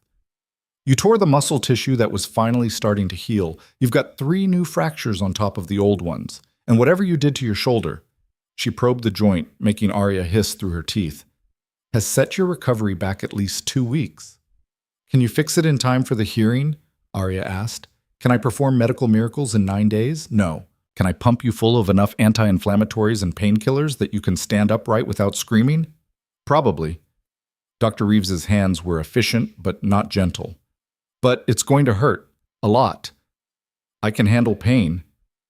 Yes, I've noticed. The doctor tied off the bandage with more force than strictly necessary.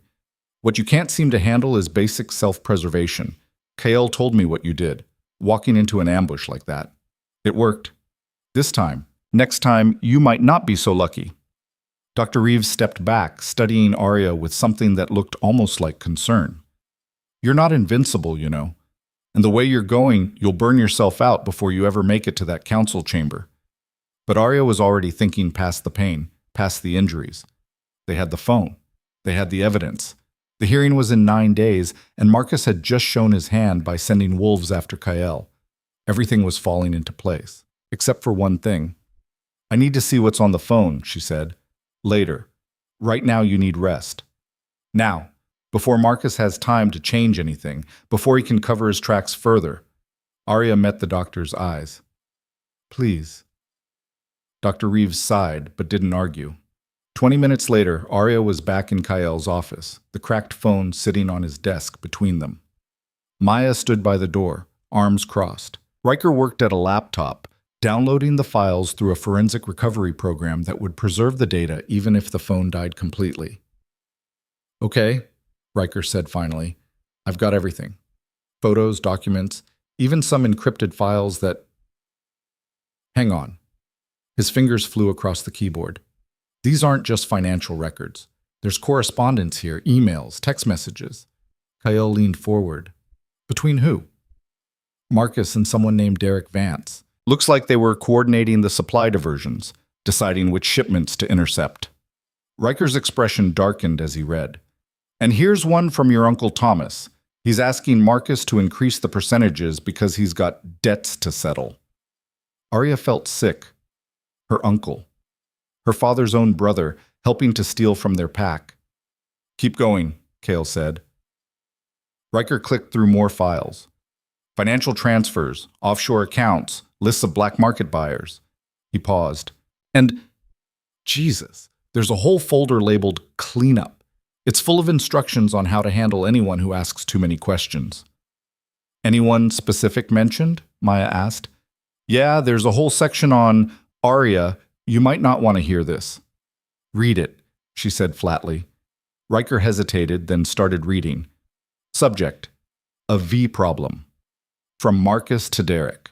Says she's asking about the Hayes boys' medical records. Getting too close. Need to accelerate bonding timeline and bring her fully under control before she digs deeper. Once we're bonded, any accusations she makes can be dismissed as marital discord. If she refuses the ceremony, we move to contingency. The room went silent. There's more, Riker said quietly. Another email from 2 weeks before the ceremony. A V found the ledgers. She knows.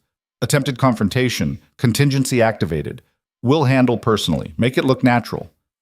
Natural. Like finding a body in the snow was natural. Like a young woman dying from hypothermia after getting lost was just a tragic accident. He planned it, Arya breathed. Not just the beating, not just the dump. He planned the whole thing from the moment I found the first ledger. Looks that way, Kyle said, his voice hard. Which means this wasn't a crime of passion or a moment of panic. This was premeditated, attempted murder. That changes everything. Maya whistled low. The Council doesn't forgive that, ever. You kill in self-defense? In combat, fine. But calculated murder of a pack member? That's exile at minimum. Execution if the evidence is solid enough. The evidence is solid, Riker said, still scrolling. There's years of this stuff. Detailed records of every theft, every payoff, every threat. He looked up at Kale. Boss, this isn't just corruption. This is organized crime on a massive scale. Kale stood, pacing to the window. How many people were involved? Directly? Marcus, Derek, and Thomas Vance. But there are references to others who knew and looked the other way. At least a dozen names, maybe more. So half the Vance leadership was either actively stealing or passively enabling it. Kale's jaw tightened. No wonder they were willing to kill to keep it quiet. Arya's mind was spinning, trying to process the scope of it. Not just 3 corrupt men, but an entire system designed to bleed the pack dry while pretending to serve it. How many people had suffered? How many families had gone without because the resources that should have helped them had been stolen instead? We need to present this carefully, Maya said. The Council will want to see original documents, verify authenticity, make sure nothing's been tampered with. Already on it, Riker said. I'm creating certified copies with digital signatures and timestamps. Nothing can be disputed or dismissed. Kyle turned back to Arya. This is enough. More than enough. When we walk into that hearing, we're not just accusing Marcus of trying to kill you. We're exposing systemic corruption that's been going on for years. Which means he'll fight harder, Arya said. He won't just defend himself. He'll try to destroy me first. Let him try.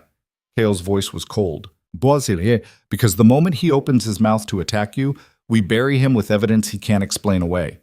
He wanted to play politics? Fine. We'll show him what happens when politics meets truth. The next 8 days were a controlled chaos of preparation. Kale worked with regional council lawyers to ensure every piece of evidence was properly documented and admissible. Maya drilled Arya on testimony protocols, teaching her how to speak clearly under pressure, how to handle hostile questioning, how to project confidence even when she felt none. And Arya trained. Despite Dr. Reeves's protests, despite the pain that made every movement an exercise in willpower, she trained. Because she couldn't shake the memory of Marcus standing over her in that basement, couldn't forget the certainty in his voice when he'd said she was nobody. She was going to prove him wrong. On day 5, a formal summons arrived from the regional council. The hearing was confirmed for 3 days from now to be held at neutral ground. The council hall in Blackstone territory, the oldest and most respected pack in the region. All parties were required to attend. All evidence was to be submitted 48 hours in advance for preliminary review. They're taking this seriously, Kyle said, reading the summons. Chairman Wu himself is presiding. That's significant. Why? Arya asked. Because Wu doesn't preside over minor disputes. He only gets involved when the accusations are serious enough to potentially affect multiple packs. Kale set the summons down. This hearing isn't just about you anymore, Arya. It's about whether the Vance pack leadership violated pack law so severely that the entire pack needs restructuring. The weight of that settled over her. What happens to them? To the regular pack members who weren't involved? That depends on what the council finds. Best case, they install new leadership and require reforms. Worst case, he trailed off. Worst case what? Worst case, they dissolve the pack entirely and redistribute members to other territories. Cale's expression was grim. It's rare, but it's happened before. When corruption gets deep enough, sometimes the only solution is to start over completely. Arya thought about the people she'd grown up with. The families who had nothing to do with Marcus's schemes, who were just trying to survive in a system they didn't know was broken. That's not fair to them. No, it's not, but it might be necessary. Kael studied her carefully. Does that change anything for you, knowing that testifying might destroy your pack? She wanted to say yes, wanted to find some way to protect the innocent while still bringing Marcus down. But she'd seen Emma's empty eye sockets, Sarah's carved forehead. She'd felt Marcus's fist connecting with her ribs, heard his casual admission that he'd planned her death. My pack was already destroyed, Arya said quietly. Marcus did that when he chose power over people. I'm just making sure everyone sees what he did. On day 7, unexpected news arrived. Kael burst into the training grounds where Arya was working through defensive patterns with Maya, his expression somewhere between shock and satisfaction. We've got witnesses, he said without preamble. 3 Vance pack members just crossed into my territory requesting asylum. They say they have information about Marcus's activities and they're willing to testify. Arya's heart jumped. Who? Dr. Chen from your medical clinic, a supply coordinator named James Park, and Kael paused. Your father's personal aide, Margaret Ross. Margaret? Arya hadn't seen the older woman in months. Margaret had served her father for 20 years, managing his schedule and correspondence with quiet efficiency. Why would she? Because your father didn't step down voluntarily. Kael's voice was hard. According to Margaret, Marcus forced him out by threatening to expose some old financial mistakes your father made decades ago. Nothing illegal, but embarrassing enough to damage his reputation. Your father chose resignation over scandal, not knowing that Marcus was planning to take over completely. The betrayal cut deeper than Arya expected. Her father might have chosen Marcus for her, might have been blind to the corruption, but he'd also been manipulated, used. Where is he now? She asked. Under house arrest, according to Margaret. Marcus claimed it was for his own safety, but really it's to keep him from contradicting the official narrative. Kael pulled out his phone, showing her a photo. Margaret smuggled this out before she left. The photo showed Arya's father sitting in what looked like his study, but the windows were barred and a guard was visible in the doorway. He looked older than she remembered, smaller somehow, defeated. After the hearing, Arya said, her voice tight, after Marcus is dealt with, we get my father out of there.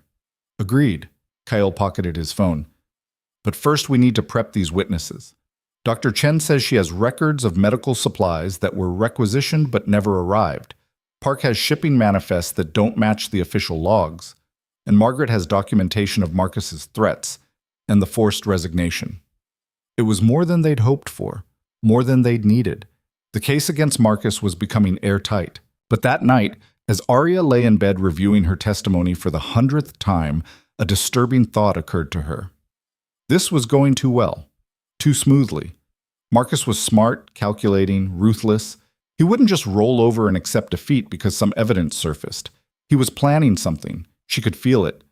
The day before the hearing, Kael gathered everyone in the main hall, his pack, the witnesses from Vance territory, and Arya. The room was packed, tense, everyone understanding that tomorrow would change everything. I'm not going to pretend this will be easy, Kael said, his voice carrying to every corner. Marcus Thorne has resources, allies, and a strong motivation to make this go away. He'll fight dirty, he'll lie, manipulate, and do whatever it takes to discredit our witnesses and our evidence. So what's our strategy? Someone called out. We stick to facts. We present the evidence methodically, building a case that's impossible to deny. Dr. Chen testifies first, establishing the pattern of missing medical supplies. Then Park shows the shipping discrepancies. Then Margaret reveals the forced resignation and Marcus's threats. And finally, Kael's eyes found Arya. Finally, Arya testifies about what she found and what Marcus did when she tried to expose it. And if Marcus brings his own witnesses, Maya asked. We know he will. Then we cross-examine them. Hard. We find the holes in their stories and we exploit them. Kale's expression was fierce. Marcus is going to try to make this about Arya's credibility, about whether she's a reliable witness or just a scorned woman making false accusations. We counter by showing that this isn't about her feelings. It's about documented theft, confirmed murder, and systematic corruption. Dr. Chen spoke up, her voice shaking slightly. What if we're wrong? What if the council doesn't believe us? Then we lose. Marcus stays in power. Everyone who testified against him becomes a target, and corruption continues unchecked. Kyle didn't soften the truth. But I don't think we're going to lose. I think the evidence is too strong, the crime's too severe for the council to ignore. And I think Marcus knows that, which is why he's going to be desperate. Desperate people are dangerous, Riker observed. Yes, which is why we travel together, stay together, and trust no one outside this room until the hearing is over. Kale's gaze swept the assembly. Marcus will try to isolate us, turn us against each other, maybe even eliminate key witnesses before they can testify. We don't let that happen. Understand? A chorus of agreement rippled through the crowd. After the meeting, Arya found herself alone on one of the compound's observation platforms, looking out over the forest. Tomorrow she'd face Marcus in front of the most powerful wolves in the region. Tomorrow she'd either find justice or lose everything. Nervous? She turned to find Maya leaning against the railing beside her. Terrified, Arya admitted. Good. Fear keeps you sharp. Maya was quiet for a moment. You've come a long way from the half-dead girl Kael dragged out of the snow. I had good teachers. You had a reason to survive. That's different. Maya studied her. I didn't think you'd make it, you know. First week, I gave you maybe 20% odds, figured you'd either break completely or run away the first chance you got. What changed your mind? Day 8, when I caught you doing pull-ups at dawn even though your ribs were still broken.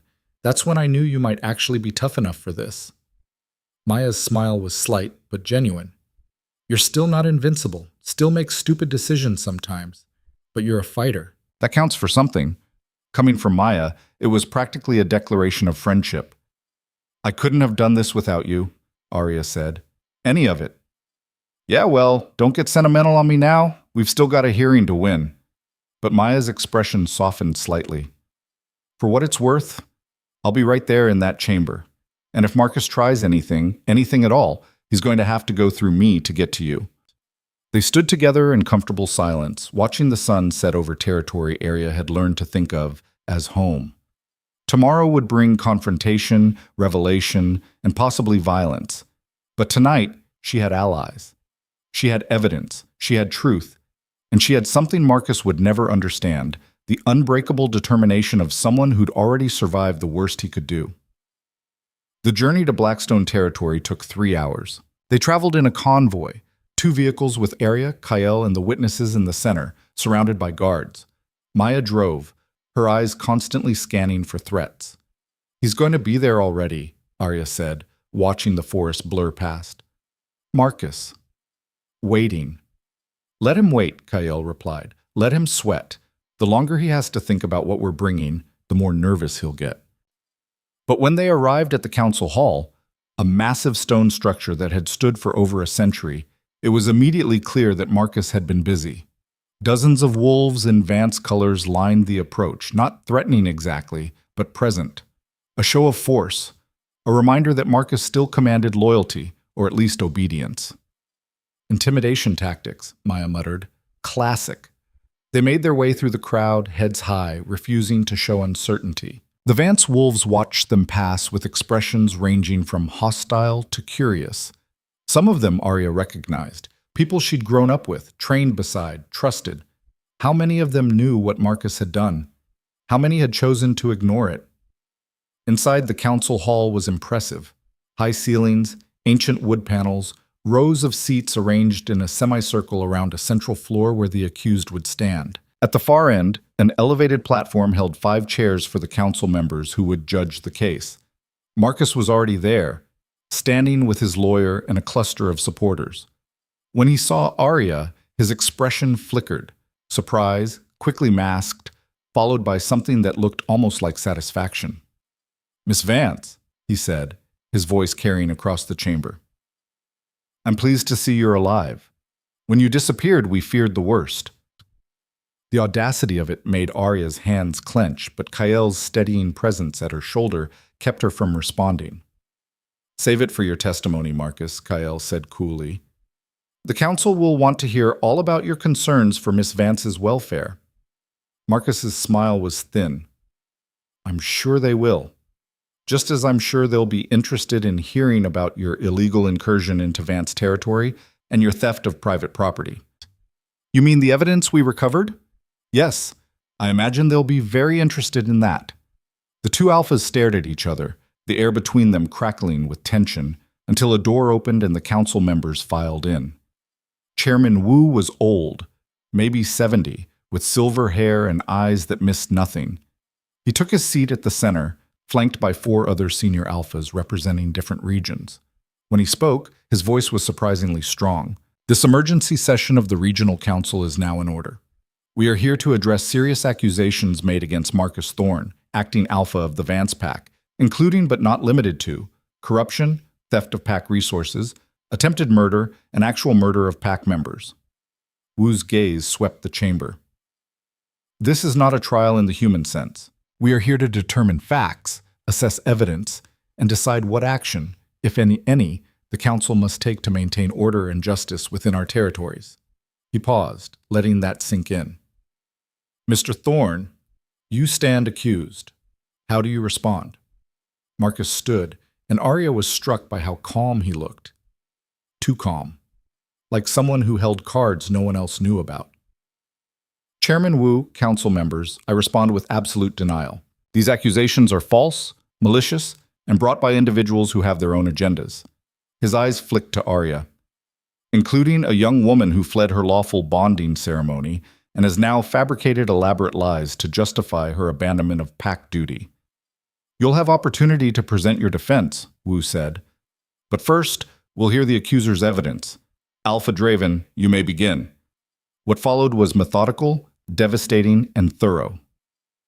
Doctor, Chen presented her medical records, showing years of supply shortages that didn't match the official procurement logs. James Park displayed shipping manifests with discrepancies that could only be explained by deliberate diversion. Margaret Ross testified about the forced resignation, producing emails and recorded conversations that showed Marcus's threats. And through it all, Marcus sat calmly, occasionally whispering to his lawyer, his expression never shifting from controlled confidence. It unnerved Arya. He should have been sweating, scrambling, showing some sign that the walls were closing in. Instead, he looked like a man playing a game he'd already won. Finally, it was Arya's turn. She stood and walked to the center of the chamber, feeling every eye on her. The council members watched with professional detachment. Kael's people watched with support. The Vance Wolves watched with something between curiosity and hostility. And Marcus watched with those cold, calculating eyes that still made her skin crawl. Miss Vance, Chairman Wu said, please state your account of the events leading to your departure from Vance territory. Arya took a breath and began. She described finding the ledgers, confronting Marcus, the beating in the basement. She laid out every detail clinically, refusing to let emotion color the facts. When she described waking in the snow, dying, she kept her voice level and clear. Marcus Thorne attempted to murder me to prevent me from exposing his crimes. He failed, and now I'm here to ensure everyone knows what he did. Do you have evidence of this attempted murder? One of the council members asked. I have medical records from Dr. Reeves showing my injuries consistent with severe assault and exposure. I have the drug that was found in my system, a vocal paralytic that prevented me from calling for help. And I have these. Riker brought forward the phone, now connected to a large display screen. One by one, they showed the photos Arya had taken, the ledgers, the accounts, the evidence of systematic theft. And finally, Arya said, I have the emails we recovered, including one where Marcus explicitly states his plan to handle me if I refuse the bonding ceremony. The emails appeared on the screen, and Arya watched the council members' faces as they read, saw the shift from professional interest to genuine concern. These are serious allegations, Wu said. Mr. Thorne, how do you respond? Marcus stood, and that's when Arya saw it. the slight smile playing at the corner of his mouth, the look of someone about to spring a trap. I respond with facts, Chairman Wu. Facts that Alpha Draven and his conspirators have conveniently omitted. He nodded to his lawyer, who produced a folder. These are psychiatric evaluations of Arya Vance, conducted over the past 2 years by our pack physician. They show a pattern of instability, paranoia, and delusional thinking. Arya's stomach dropped. The doctor noted concerns about her mental fitness for bonding, but her father insisted we proceed. When she found financial records she didn't understand, records that are perfectly legitimate, I might add, her paranoia convinced her they were evidence of corruption. She became increasingly erratic, making wild accusations, refusing to listen to reason. That's a lie, Arya said, but Marcus continued smoothly. The night she disappeared, I found her in my office, destroying documents. When I tried to stop her, she became violent, attacked me. In self-defense, I restrained her, but she escaped before we could get her the help she clearly needed. We searched for days, assuming she'd run off in a delusional state. We never imagined she'd manufactured this elaborate conspiracy theory to justify her actions. This is ridiculous, Kyle interjected. You're claiming she beat herself half to death? Injected herself with a paralytic? Threw herself into the snow to die? I'm claiming she's mentally ill and has been manipulated by you to create a false narrative that serves your territorial ambitions. Marcus's voice was regretful, sympathetic even. It's tragic, really. A young woman so desperate to escape an arranged bonding that she's willing to destroy an entire pack's reputation with lies. The chamber erupted in argument. Arya felt the room tilting, felt everything she'd built crumbling. Because she could see it working, the council members exchanging glances, doubt creeping into their expressions. Marcus had given them an out, a way to dismiss everything she'd said as the ravings of an unstable girl. Order! Wu's voice cracked like a whip. Mr. Thorne, these psychiatric evaluations, who conducted them? Dr. Richard Foster, our pack physician for 15 years, a respected medical professional with no reason to falsify records. And where's Dr. Foster now? Unfortunately, he retired last month and relocated out of state, but his records speak for themselves. Too convenient. Way too convenient. Arya could see Kyle thinking the same thing. Marcus had either fabricated the evaluations or pressured the doctor to write them, then made sure the doctor disappeared before he could be questioned. But proving that would take time they didn't have. I want those evaluations examined by an independent psychiatrist, Wu said. And I want to speak with this Dr. Foster directly.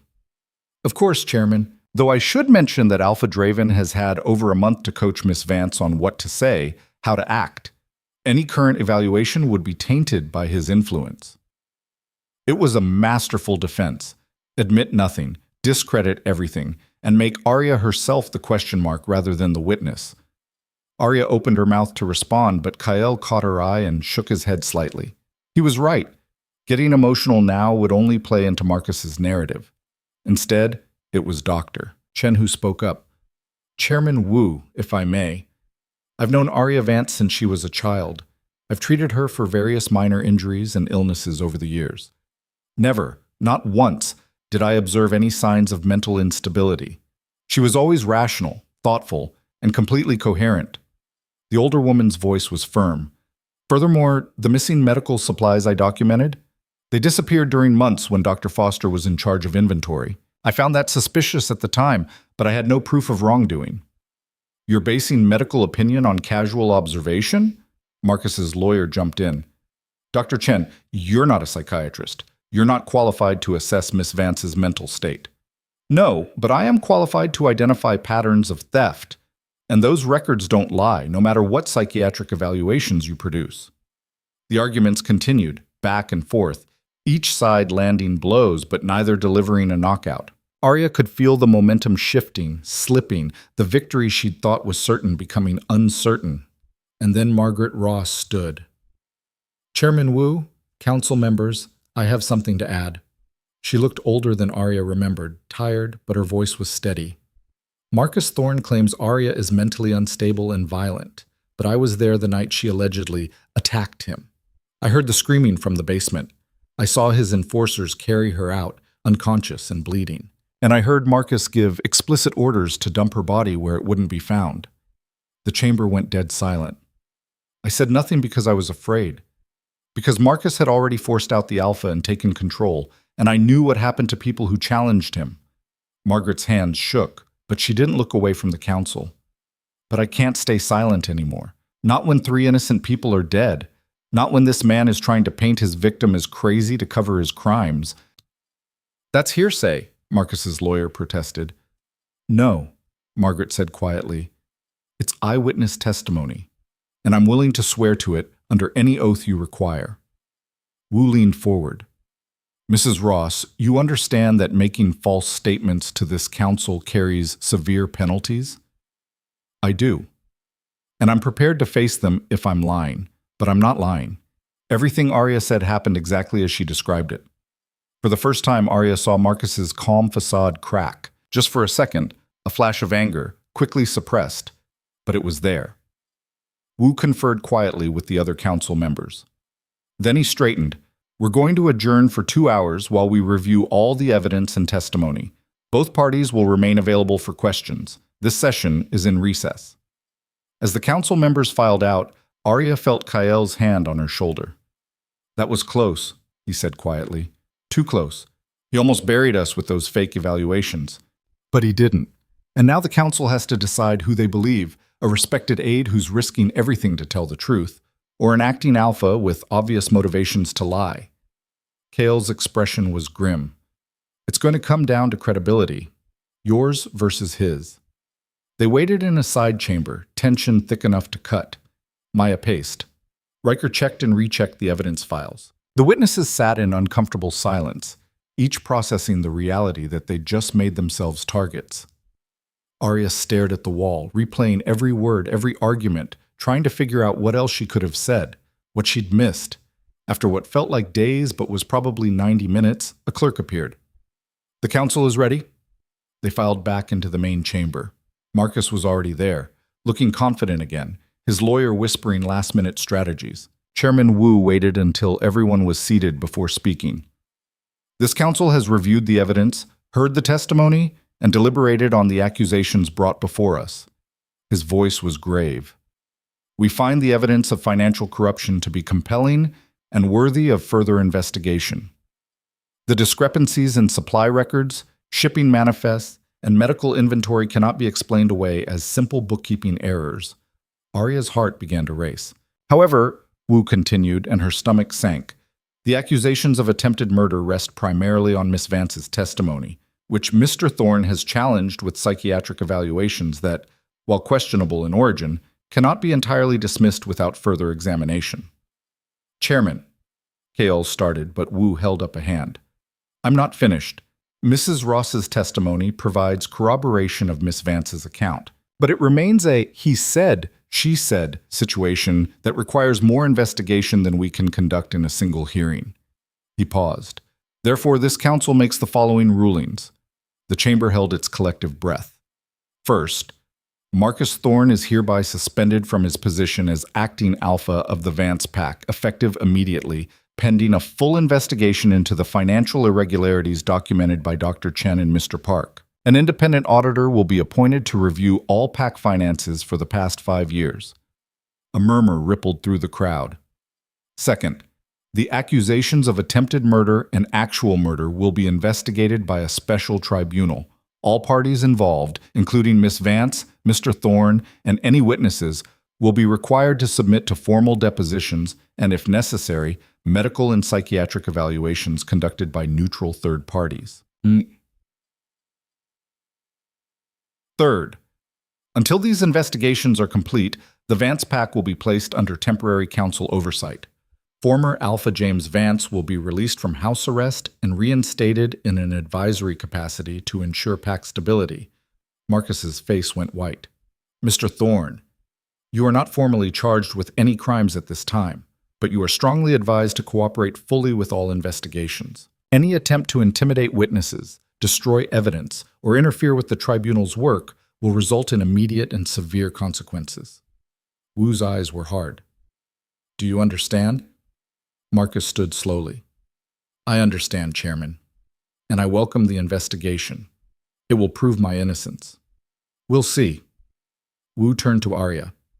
Miss Vance, you are under Alpha Draven's protection until the tribunal reaches a conclusion. You are not to return to Vance territory unless explicitly authorized by this council. Understood? Yes, Chairman. Then this session is adjourned. All parties will be contacted regarding next steps. The gavel came down, and Arya realized she was shaking. Not from fear, from relief so profound it was almost painful. They hadn't won. Not completely, but they hadn't lost either. And Marcus was suspended, investigated, his power stripped away. It wasn't justice yet, but it was a start. As they filed out of the chamber, Maya leaned close. You did it. You actually pulled it off. We're not done yet. No, but you survived. You stood up to him. You told your truth, and the council believed you enough to act on it. Maya's smile was fierce. That's a victory, Arya. Own it. Outside, the Vance wolves who'd been so intimidating on the way in now looked uncertain, confused. Their leader had been suspended. Their pack was under investigation. Everything they'd known was crumbling. And Arya Vance, the girl they'd thought was dead, had been the one to tear it all down. Kale pulled her aside as they reached the vehicles. How do you feel? Like I can breathe for the first time in weeks. Good, because we're not done yet. The tribunal will be thorough, and Marcus will fight every step of the way. But we've got momentum now. We've got the council's attention, and most importantly, he squeezed her shoulder, we've got truth on our side. The drive back to Draven territory was subdued but cautiously optimistic. They'd survived the first battle. The war wasn't over, but they'd drawn first blood. And as Arya watched the forest blur past, she allowed herself to imagine a future where Marcus paid for what he'd done, where the families he'd stolen from got justice, where she could finally stop running and start living. It wasn't victory yet, but it was close enough to taste. The victory lasted exactly 3 days before Marcus made his move. Arya was in the training grounds, working through a kata Maya had designed to rebuild her stamina when Riker came sprinting across the compound. His face was ashen, his breathing ragged from running. They took them, he gasped. The Hayes family, the Chens, 5 other families who were documented as victims in the financial records. Marcus's people grabbed them 2 hours ago. The practice staff fell from Arya's hands. What? Hostages. He's holding them hostage. Riker pulled out his phone, showing her a video that made her blood run cold. It showed 15 people, men, women, children, huddled in what looked like a warehouse, fear etched on every face. This just got sent to the council and every major alpha in the region. Marcus's voice played over the video, calm and measured. Chairman Wu, council members, I believe there's been a misunderstanding. These families have requested my protection while this unfortunate investigation proceeds. They fear retaliation from those who would use them as pawns in a political game. I'm merely ensuring their safety. That's not protection, Maya snarled, appearing beside them. That's kidnapping, which he's framing as voluntary protective custody, Kyle said, striding up with his phone pressed to his ear. And unless someone directly contradicts that claim, the council can't act without risking a full territorial war. He lowered the phone. I just spoke to Wu. His hands are tied unless we can prove coercion. So we prove it, Arya said. We get those people out. From the heart of Vance territory, with Marcus on high alert and probably expecting exactly that? Kale's expression was grim. That's a suicide mission. Then it's a good thing I'm used to those. Arya met his eyes. Marcus is escalating because he's desperate.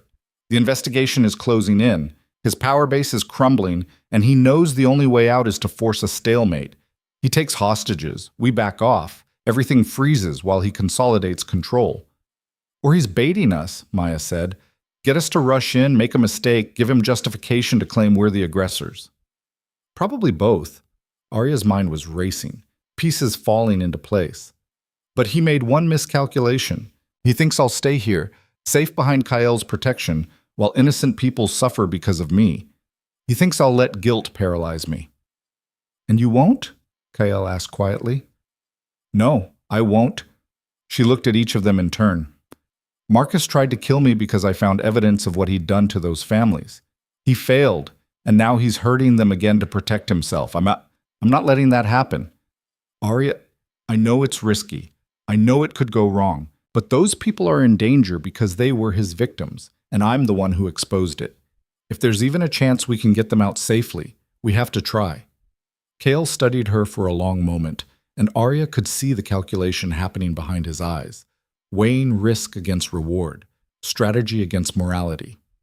If we do this, he said finally, we do it smart.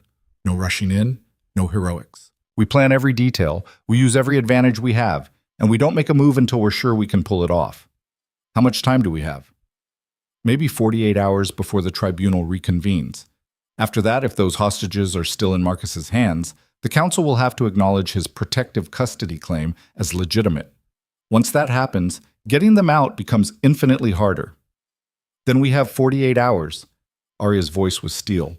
Let's use them. They spent the next 12 hours planning. Kyle pulled up schematics of Vance territory that Arya had never seen, detailed maps showing patrol routes, weak points in their perimeter, buildings that could be used for hostage situations. The warehouse in the video was identified as an old supply depot near the southern border, isolated but defensible. 3 access points, Maya said, marking them on the map. Main entrance here, loading dock on the east side, and a ventilation system that connects to the roof. Marcus will have all 3 covered. How many guards? Riker asked. Based on the video, I counted at least 8 inside, probably twice that many surrounding the building. Kale zoomed in on the patrol patterns. He's not taking chances. What about the hostages themselves? Dr. Reeves had joined them, her medical expertise needed for extraction planning. Are any of them injured? Do we know their physical condition? Mrs. Hayes has a heart condition, Arya said quietly, and the Chen's youngest daughter is only 6. If this goes loud, if there's violence, then we make sure it doesn't go loud. Kael's voice was firm. We need a distraction. Something big enough to pull guards away from the warehouse, but not so obvious that Marcus realizes what we're doing. What about the tribunal? Arya asked. Marcus knows it reconvenes in 2 days. What if we accelerate that? Make him think it's happening tomorrow instead. Force him to split his attention between the hostages and preparing his defense. Kale's eyes narrowed. That could work. Wu would never agree to actually move the hearing, but if Marcus thinks it's happening early, he might pull resources from the warehouse to shore up his legal team. It's risky, Maya said. If he sees through it, everything about this is risky, but it's better than charging in blind. Kale pulled out his phone. I'll reach out to Wu's office, see if we can spread some convincing misinformation. Arya, I need you to make a list of everyone who's being held, family connections, medical needs, anything that might affect extraction. The list was painful to write. Sarah Chen's parents and sister, the Hayes family, mother, father, 2 teenage sons. 3 families from the lower districts who'd depended on the medical supplies Marcus had stolen. A young couple whose newborn had died because the incubator medications never arrived. 15 people whose only crime was being victimized twice. First by theft, now by abduction. We're getting them out, Maya said quietly, reading over Arya's shoulder. All of them. I don't care what it takes. By hour 18, they had a plan. Not a perfect one. There were too many variables, too many things that could go wrong. But it was workable, and more importantly, it played to their strengths while exploiting Marcus's weaknesses. The misinformation campaign went live at midnight. Carefully planted rumors about an early tribunal session, complete with fabricated scheduling documents that looked official enough to pass casual scrutiny. By morning, 3 different sources had confirmed that the hearing was moved up to tomorrow afternoon. He's biting, Riker reported, monitoring communication intercepts. Marcus just recalled 2 of his best lawyers from out of state. He's scrambling to prepare. What about the warehouse? Kael asked. Guard count dropped by 4. Not enough to make extraction easy, but better than before. It would have to be enough. They moved at dusk, when shadows were longest and sight lines were compromised. The team was small by necessity.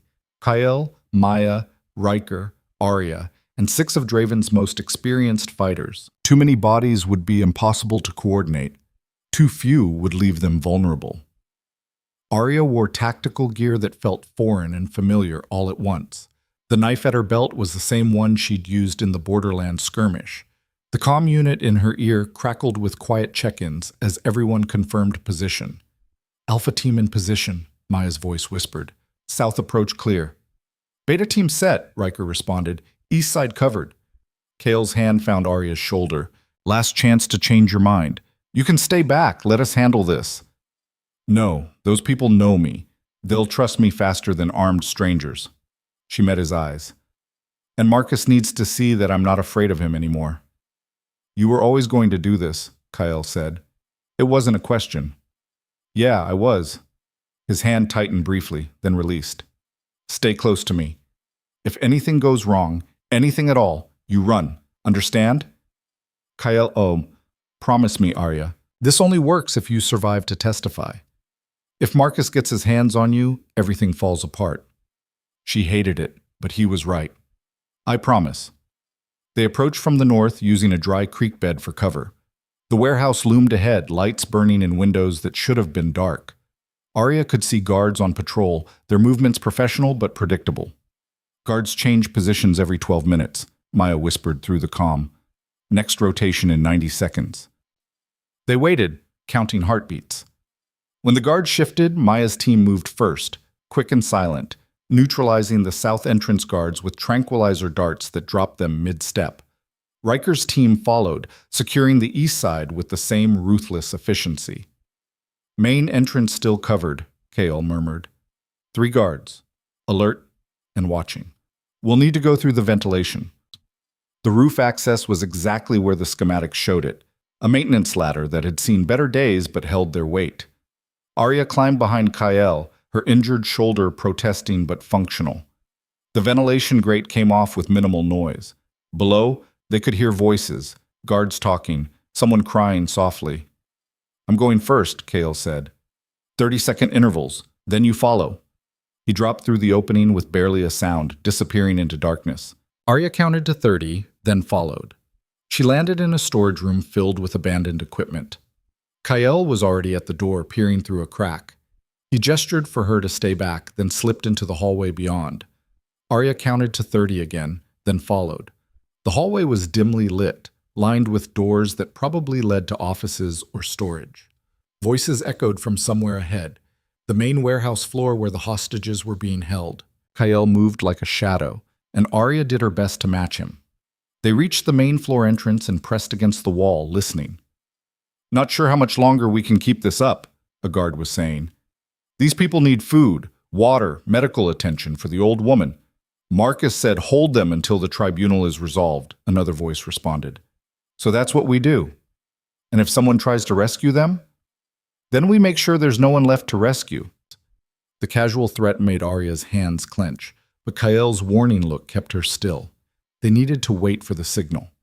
It came 3 minutes later, a small explosion on the south side of the building, followed by shouts and the sound of guards running. The distraction Riker had engineered, drawing attention away from the hostages. Now, Kale whispered, and they moved. The main floor was chaos, guards abandoning posts to respond to the explosion, others shouting for orders. In the center, huddled together, were the hostages. Mrs. Hayes saw Arya first. Her eyes went wide, disbelieving. Arya? We're getting you out, Arya said, moving quickly to help the older woman stand. But we need to move fast. The Chen family scrambled to their feet, the youngest daughter clutching her mother's hand. The other hostages followed, hope and fear warring on their faces. This way, Kyle directed, leading them toward the maintenance hallway. Stay quiet. Stay together. They'd made it maybe 20 feet when everything went wrong. Marcus stepped out of a side office, flanked by 4 guards who'd stayed behind specifically for this scenario. His expression was triumphant, vindicated. I knew you'd come, he said, looking directly at Arya. Knew you couldn't resist playing hero. It's your fatal flaw, this pathological need to save everyone. Let them go, Marcus, Kyle said, his voice cold. This is between you and me now. No, Alpha Draven. This is between me and the girl who tried to destroy everything I built. Marcus moved closer, casual and confident. I underestimated you once, Arya, left you in the snow thinking you were too weak to survive. I won't make that mistake again. You made a lot of mistakes, Arya said, stepping forward despite Kyle's warning hand on her arm. You got sloppy, greedy, arrogant. You thought you could steal from your own pack and no one would notice. You thought you could kill anyone who questioned you and get away with it. I did get away with it. For years. And I would have continued if you hadn't gone digging where you didn't belong. His smile was cold. But that's about to be corrected. You see, these people, he gestured to the hostages, are going to testify that you and Draven kidnapped them, forced them to lie about me. And when the tribunal hears that, when they understand that everything you've claimed is fabricated, your credibility disappears completely. They won't lie for you, Arya said. They will if they want their families to survive. Marcus's voice hardened. Everyone has leverage, Arya. Everyone has something to lose. You taught me that when you forced this confrontation. Kael was subtly shifting position, his fighters moving into flanking positions. But Marcus's guards were ready, hands on weapons, waiting for the slightest provocation. Here's what's going to happen, Marcus continued. You're going to surrender. You're going to come back to Vance territory where you belong. And you're going to recant every accusation you've made. In exchange, these people go free, and I forget about charging Alpha Draven with kidnapping and territorial violation. And if I refuse, then people start dying. Starting with, he gestured casually toward Mrs. Hayes, the weak ones who can't defend themselves. The calculation was cold, brutal, and absolutely in character for Marcus. Arya could see he meant every word. She could also see something else, the slight tremor in his hand, the tightness around his eyes. Marcus was cornered, desperate, holding on to power by his fingernails. This wasn't strength. It was the last thrashing of someone who knew he'd already lost. No deal, Arya said. Marcus's expression flickered. You're willing to let innocent people die to protect your lies? They're not lies. And you're not going to kill anyone because you need these hostages alive. They're your only leverage. The moment they're dead, you've got nothing left to bargain with, and the council will come down on you with everything they have. You don't know that. Yes, I do. Because I've spent 6 weeks learning exactly how you think, exactly how you operate. You're a coward, Marcus. You only hurt people when you think you can get away with it. But right now, with Kael's team surrounding this building and your escape routes cut off, you can't get away with anything. Marcus's hand moved toward his weapon, but froze when he saw Maya step out of the shadows behind him, her gun trained on his head. Bad idea, she said pleasantly. Drop it. For a long moment, nobody moved. Then, slowly, Marcus's hand fell away from his weapon. It's over, Kael said quietly. You're outnumbered, outmaneuvered, and out of options. Let the hostages go and we'll settle this at the tribunal like civilized adults.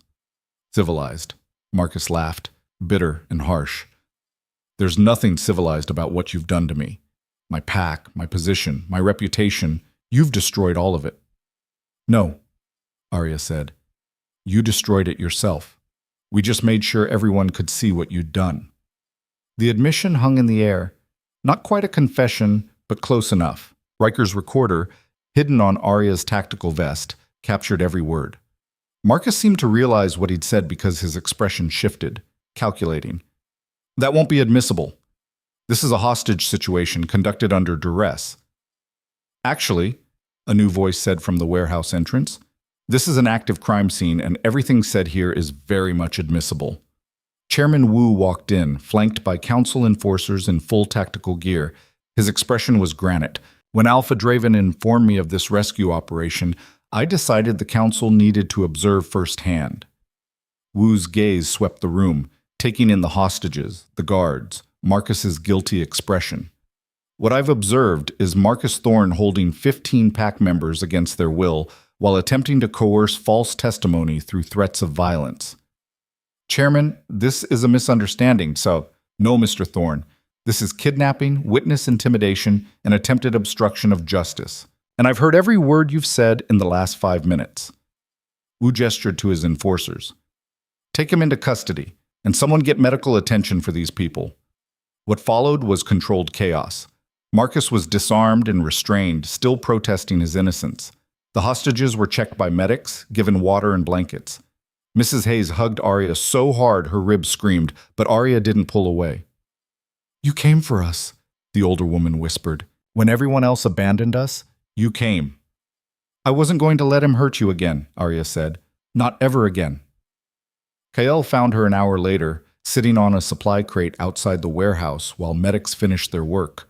Her hands were shaking, adrenaline crash probably, combined with delayed fear from how close it had all come to disaster.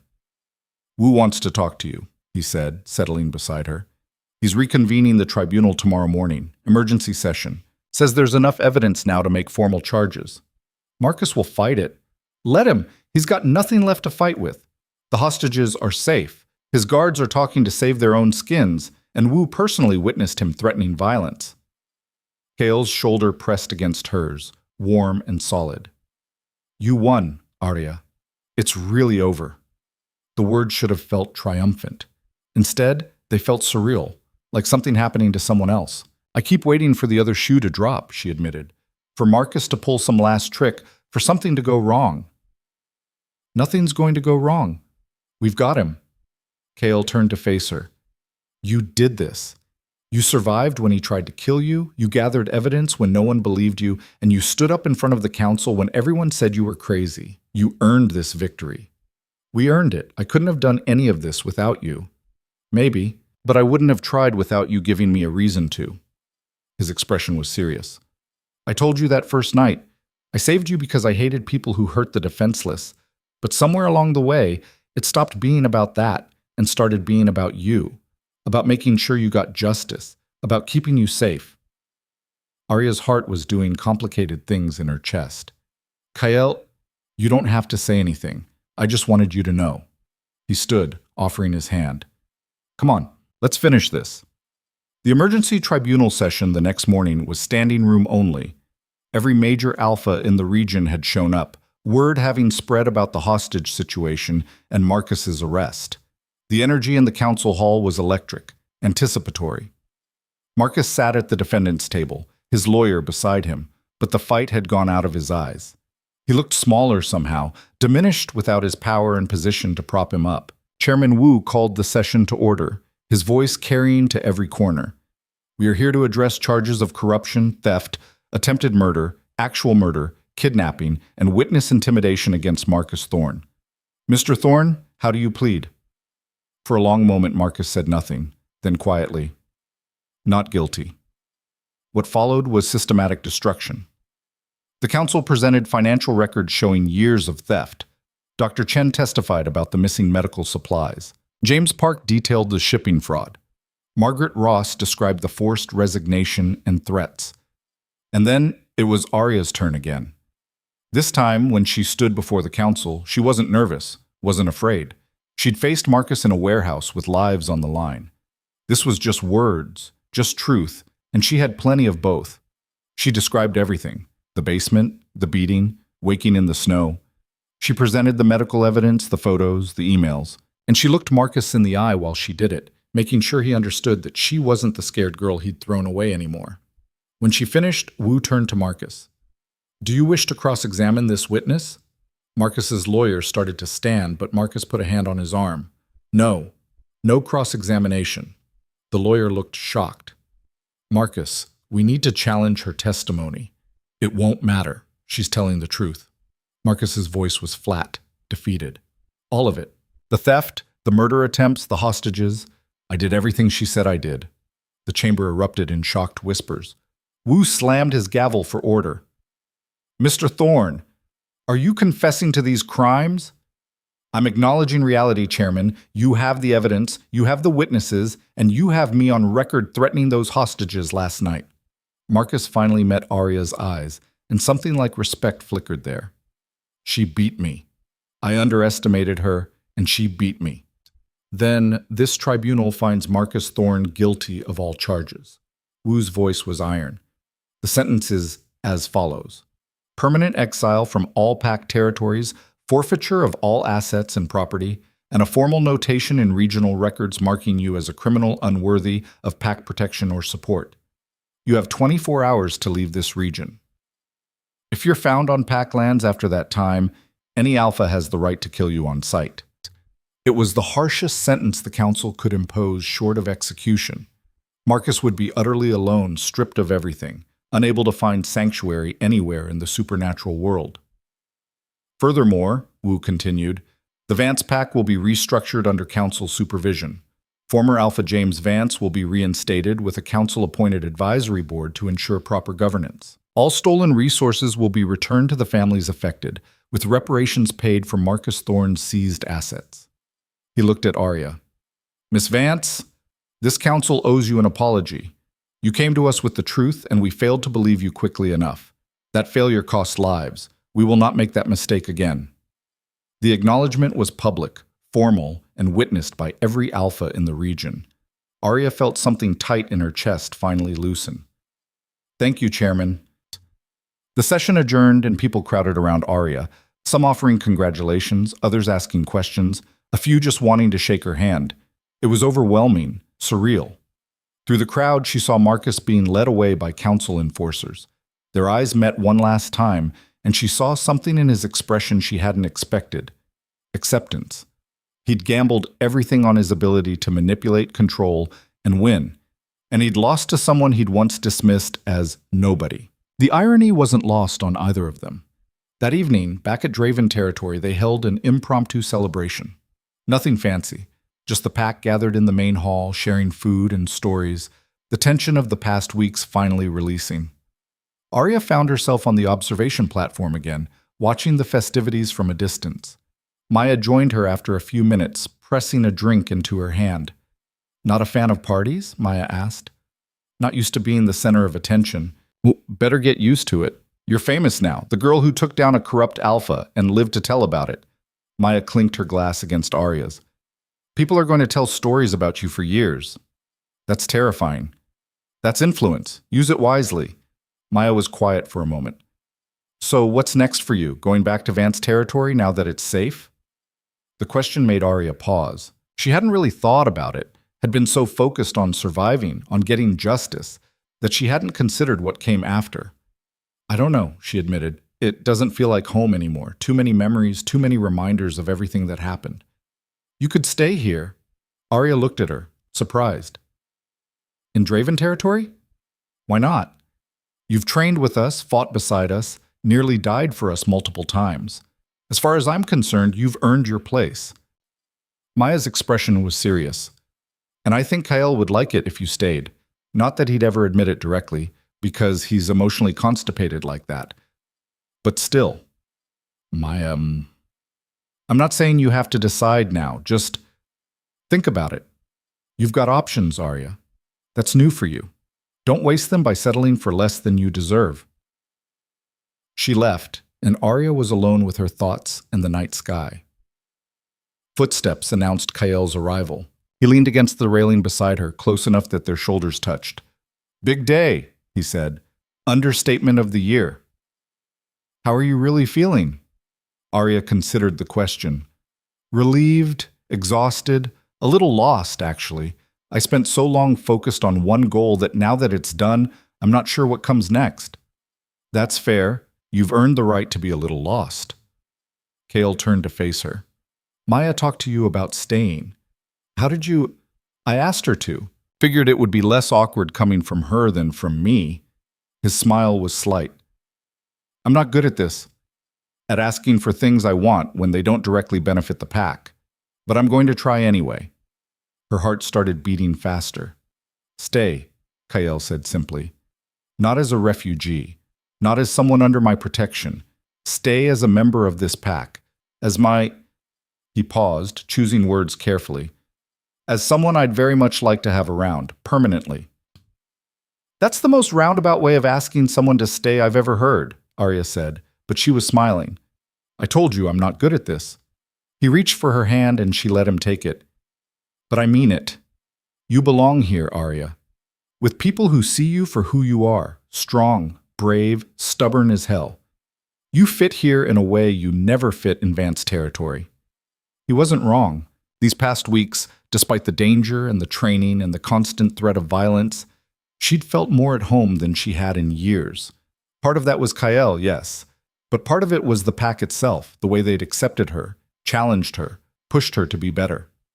I'd have to formally transfer packs, she said. It's a whole process, paperwork, council approval. Already started the paperwork. It's sitting on Wu's desk waiting for your signature. At her surprised look, Kael shrugged. I was optimistic. Presumptuous is more like it. That too. His thumb traced circles on her palm. So what do you say? Arya looked out over the compound, at the training grounds where she'd rebuilt her strength, at the medical wing where Dr. Reeves had put her back together, at the people moving below who'd become something like family. She thought about Vance territory, about the empty spaces where corruption had hollowed out what should have been community. Thought about going back to a place that held nothing but painful memories and ghosts of who she used to be. Then she looked at Kael, at the man who'd pulled her from the snow and given her a reason to keep fighting, who'd believed in her when she'd barely believed in herself, who was asking her to stay not because she was useful or convenient, but because he wanted her there. "I say yes," Arya said. "I'll stay." The smile that crossed Kael's face was genuine, unguarded, and completely worth every nightmare she'd survived to get here. He pulled her close, and she let him, tucking her head against his shoulder and breathing in the scent of pine and winter air and home. "Thank you," he said quietly, "for trusting me, for giving this place a chance. Thank you for saving my life multiple times. We're even then. Not even close, but we've got time to figure it out." They stood together as the celebration continued below, as the pack that had become hers welcomed her fully into their ranks, as the future spread out before her. Uncertain, yes, but no longer frightening. Arya Vance had been left to die in the frozen borderlands, discarded like trash by a man who'd thought her worthless. She'd survived. More than survived. She'd transformed into someone who changed the fate of countless lives, who proved that courage and determination could triumph over corruption and cruelty, who turned her greatest vulnerability into her greatest strength. The girl in the snow was gone, replaced by a woman who knew her worth and refused to let anyone take it away again. And in the end, that was the sweetest victory of all.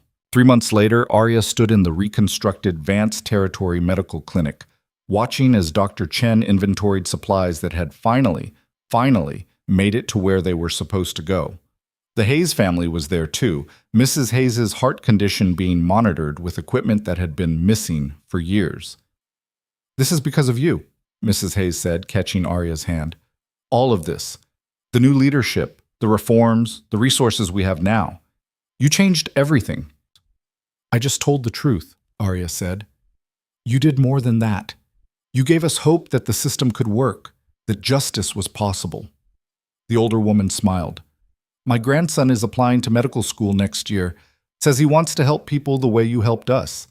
You've inspired a whole generation, Arya." After the clinic visit, Arya made her way to the cemetery on the edge of territory. 3 new headstones stood in the place of honor reserved for pack members who died serving their people. Sarah Chen, Emma Vance, David Morris. The 3 Marcus had murdered to send his message. Arya placed flowers on each grave, kneeling in the grass that was finally growing green after the long winter. "I got him," she said quietly. "He's gone. He can't hurt anyone else. And everyone knows what he did. I'm sorry it took so long. I'm sorry I couldn't save you." The words felt inadequate, insufficient, but they were all she had. She stayed until sunset, then made the drive back to Draven territory, back home, where Kyle was waiting with dinner and Maya's latest impossible training schedule and Riker's terrible jokes and all the normal, beautiful chaos of a pack that functioned the way packs were supposed to. That night, lying in bed with moonlight streaming through the window, Arya thought about the girl who'd woken in the snow 6 months ago. Thought about how that girl had been so focused on survival that she couldn't imagine anything beyond the next hour, the next day. If she could go back and tell that girl what was coming, the pain, the training, the confrontations, the victory, would she do anything differently? No. Because that girl in the snow had needed to break completely before she could rebuild into something stronger. Needed to lose everything before she could understand what truly mattered. Needed to face the absolute worst humanity could offer before she could recognize the best when it appeared. Marcus had tried to silence her, erase her, make her nothing. Instead, he'd forged her into exactly the weapon that would bring him down. The irony was beautiful. Arya closed her eyes and let sleep take her, secure in the knowledge that tomorrow would bring new challenges, new opportunities, new chances to prove that she was exactly who she'd fought so hard to become. A survivor. A fighter. A woman who refused to stay broken. And that, more than any title, any position, any formal recognition, was the victory that mattered most.